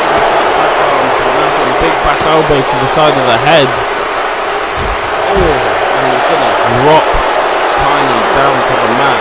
5 count from the referee. Trey Deathro now in control of what could be a partially unconscious Tiny as he sends him off into the side of the ring. 7 count from the referee. They have to be careful they don't get counted out here. But he gets whipped into the ring and Trey Deathro is going to follow him, but Tiny is in a world of trouble. He needs to try and tag out if he can. Whipped into the corner. 2 big combination shots off in the face from the running European uppercut from Trey Deathro. Drop Tiny, and we're going to see more of this domination from Trey Deathro. More specifically, the gut wrench not power bombs, suplexes. Sorry, ladies and gentlemen, my brain is fried. So much has happened in this match already, and it's still going. Full control now, but Tiny doesn't have to sweep the leg. He is getting a little bit of separation. Can he manage to get away? Can he manage to get the tag? He is going to, and it's going to be Shane Vector coming in. Big stomp to the face. And Shane Vector ripping the world champion off into the resistance corner, but it's not going to be enough to keep him down just yet. He counters out, and now he's going to do the same to Shane Vector, following him in with the big European on the corner. Shane Vector now can still with the heart to counter back, and then the big cross body, and he's going to go for those shots once again. Shane Vector is starting to fire up. We've seen him do this many times already in this iteration of HCCW, and it usually leads to danger for his opponents. The neck crank now on the world champion, dragging the carcass of the world champion that has been stunned to the resistance corner. Is he going to look for the tag? He is. Tiny coming back in, having got a little respite. Tiny now talking to the world champion again. I don't know if this is what he needs to be doing, but it's going to go for that arm stomp, and it is going to land, and a stomp to the midsection as well. Picks him up. Rip him off into those ropes as he looks for a big standing drop kick. Drops the world champion who is running towards him. Does manage to scoot on the outside, looking to the corner. We're going to see some more tag team offense from RIP Mob. They have been very fluid as a team, and a big elbow drop to the back. Tags out though. Shane Vector does come in. Shane Vector has probably been the most dominant of the resistance side, but he is getting worn out here by Faith. You can only imagine that Faith wants revenge on Shane Vector for what has happened in the past, but he's going to tag back out to the world champion here. I think Grey Death Row might have instructed RIP Mob that the win has to come over Shane Vector. Now he gets sent to the outside of the ring. What is Dre doing here? Dre jumping over Faith to the outside, and now Dre trying to go across to get Tiny, but no. Tiny saw it coming, ducks out, sends him off into the barricade, and then drops him with the inverted DDT. Tiny saw the attack coming and was smart enough to counter it, and now sending Dre on his way back to his own corner. The referee is seeing it, Faith around the other side, but again Rick Warwick is seeing it. He's not going to get caught by Faith, and now sending him off into the barricade as well, and now just wearing Faith down with punches is Rick Warwick. RIP Mob's plan has backfired, but on the outside Shane Vector still is in a bad way. As you can see here, he's getting set up on the barricade, and then the knee to the face.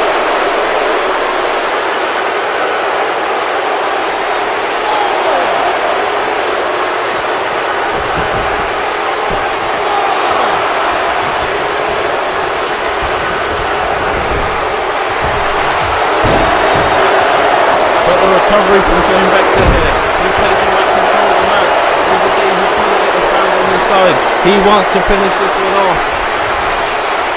Trey is in a world of trouble. He is stunned, having already been blasted on the outside by Tiny.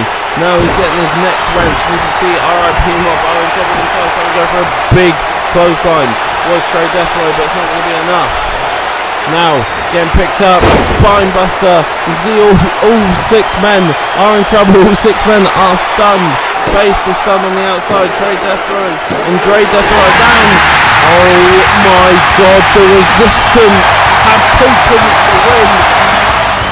Here are your winners: Tiny, Shane Vector, and Rick Warwick.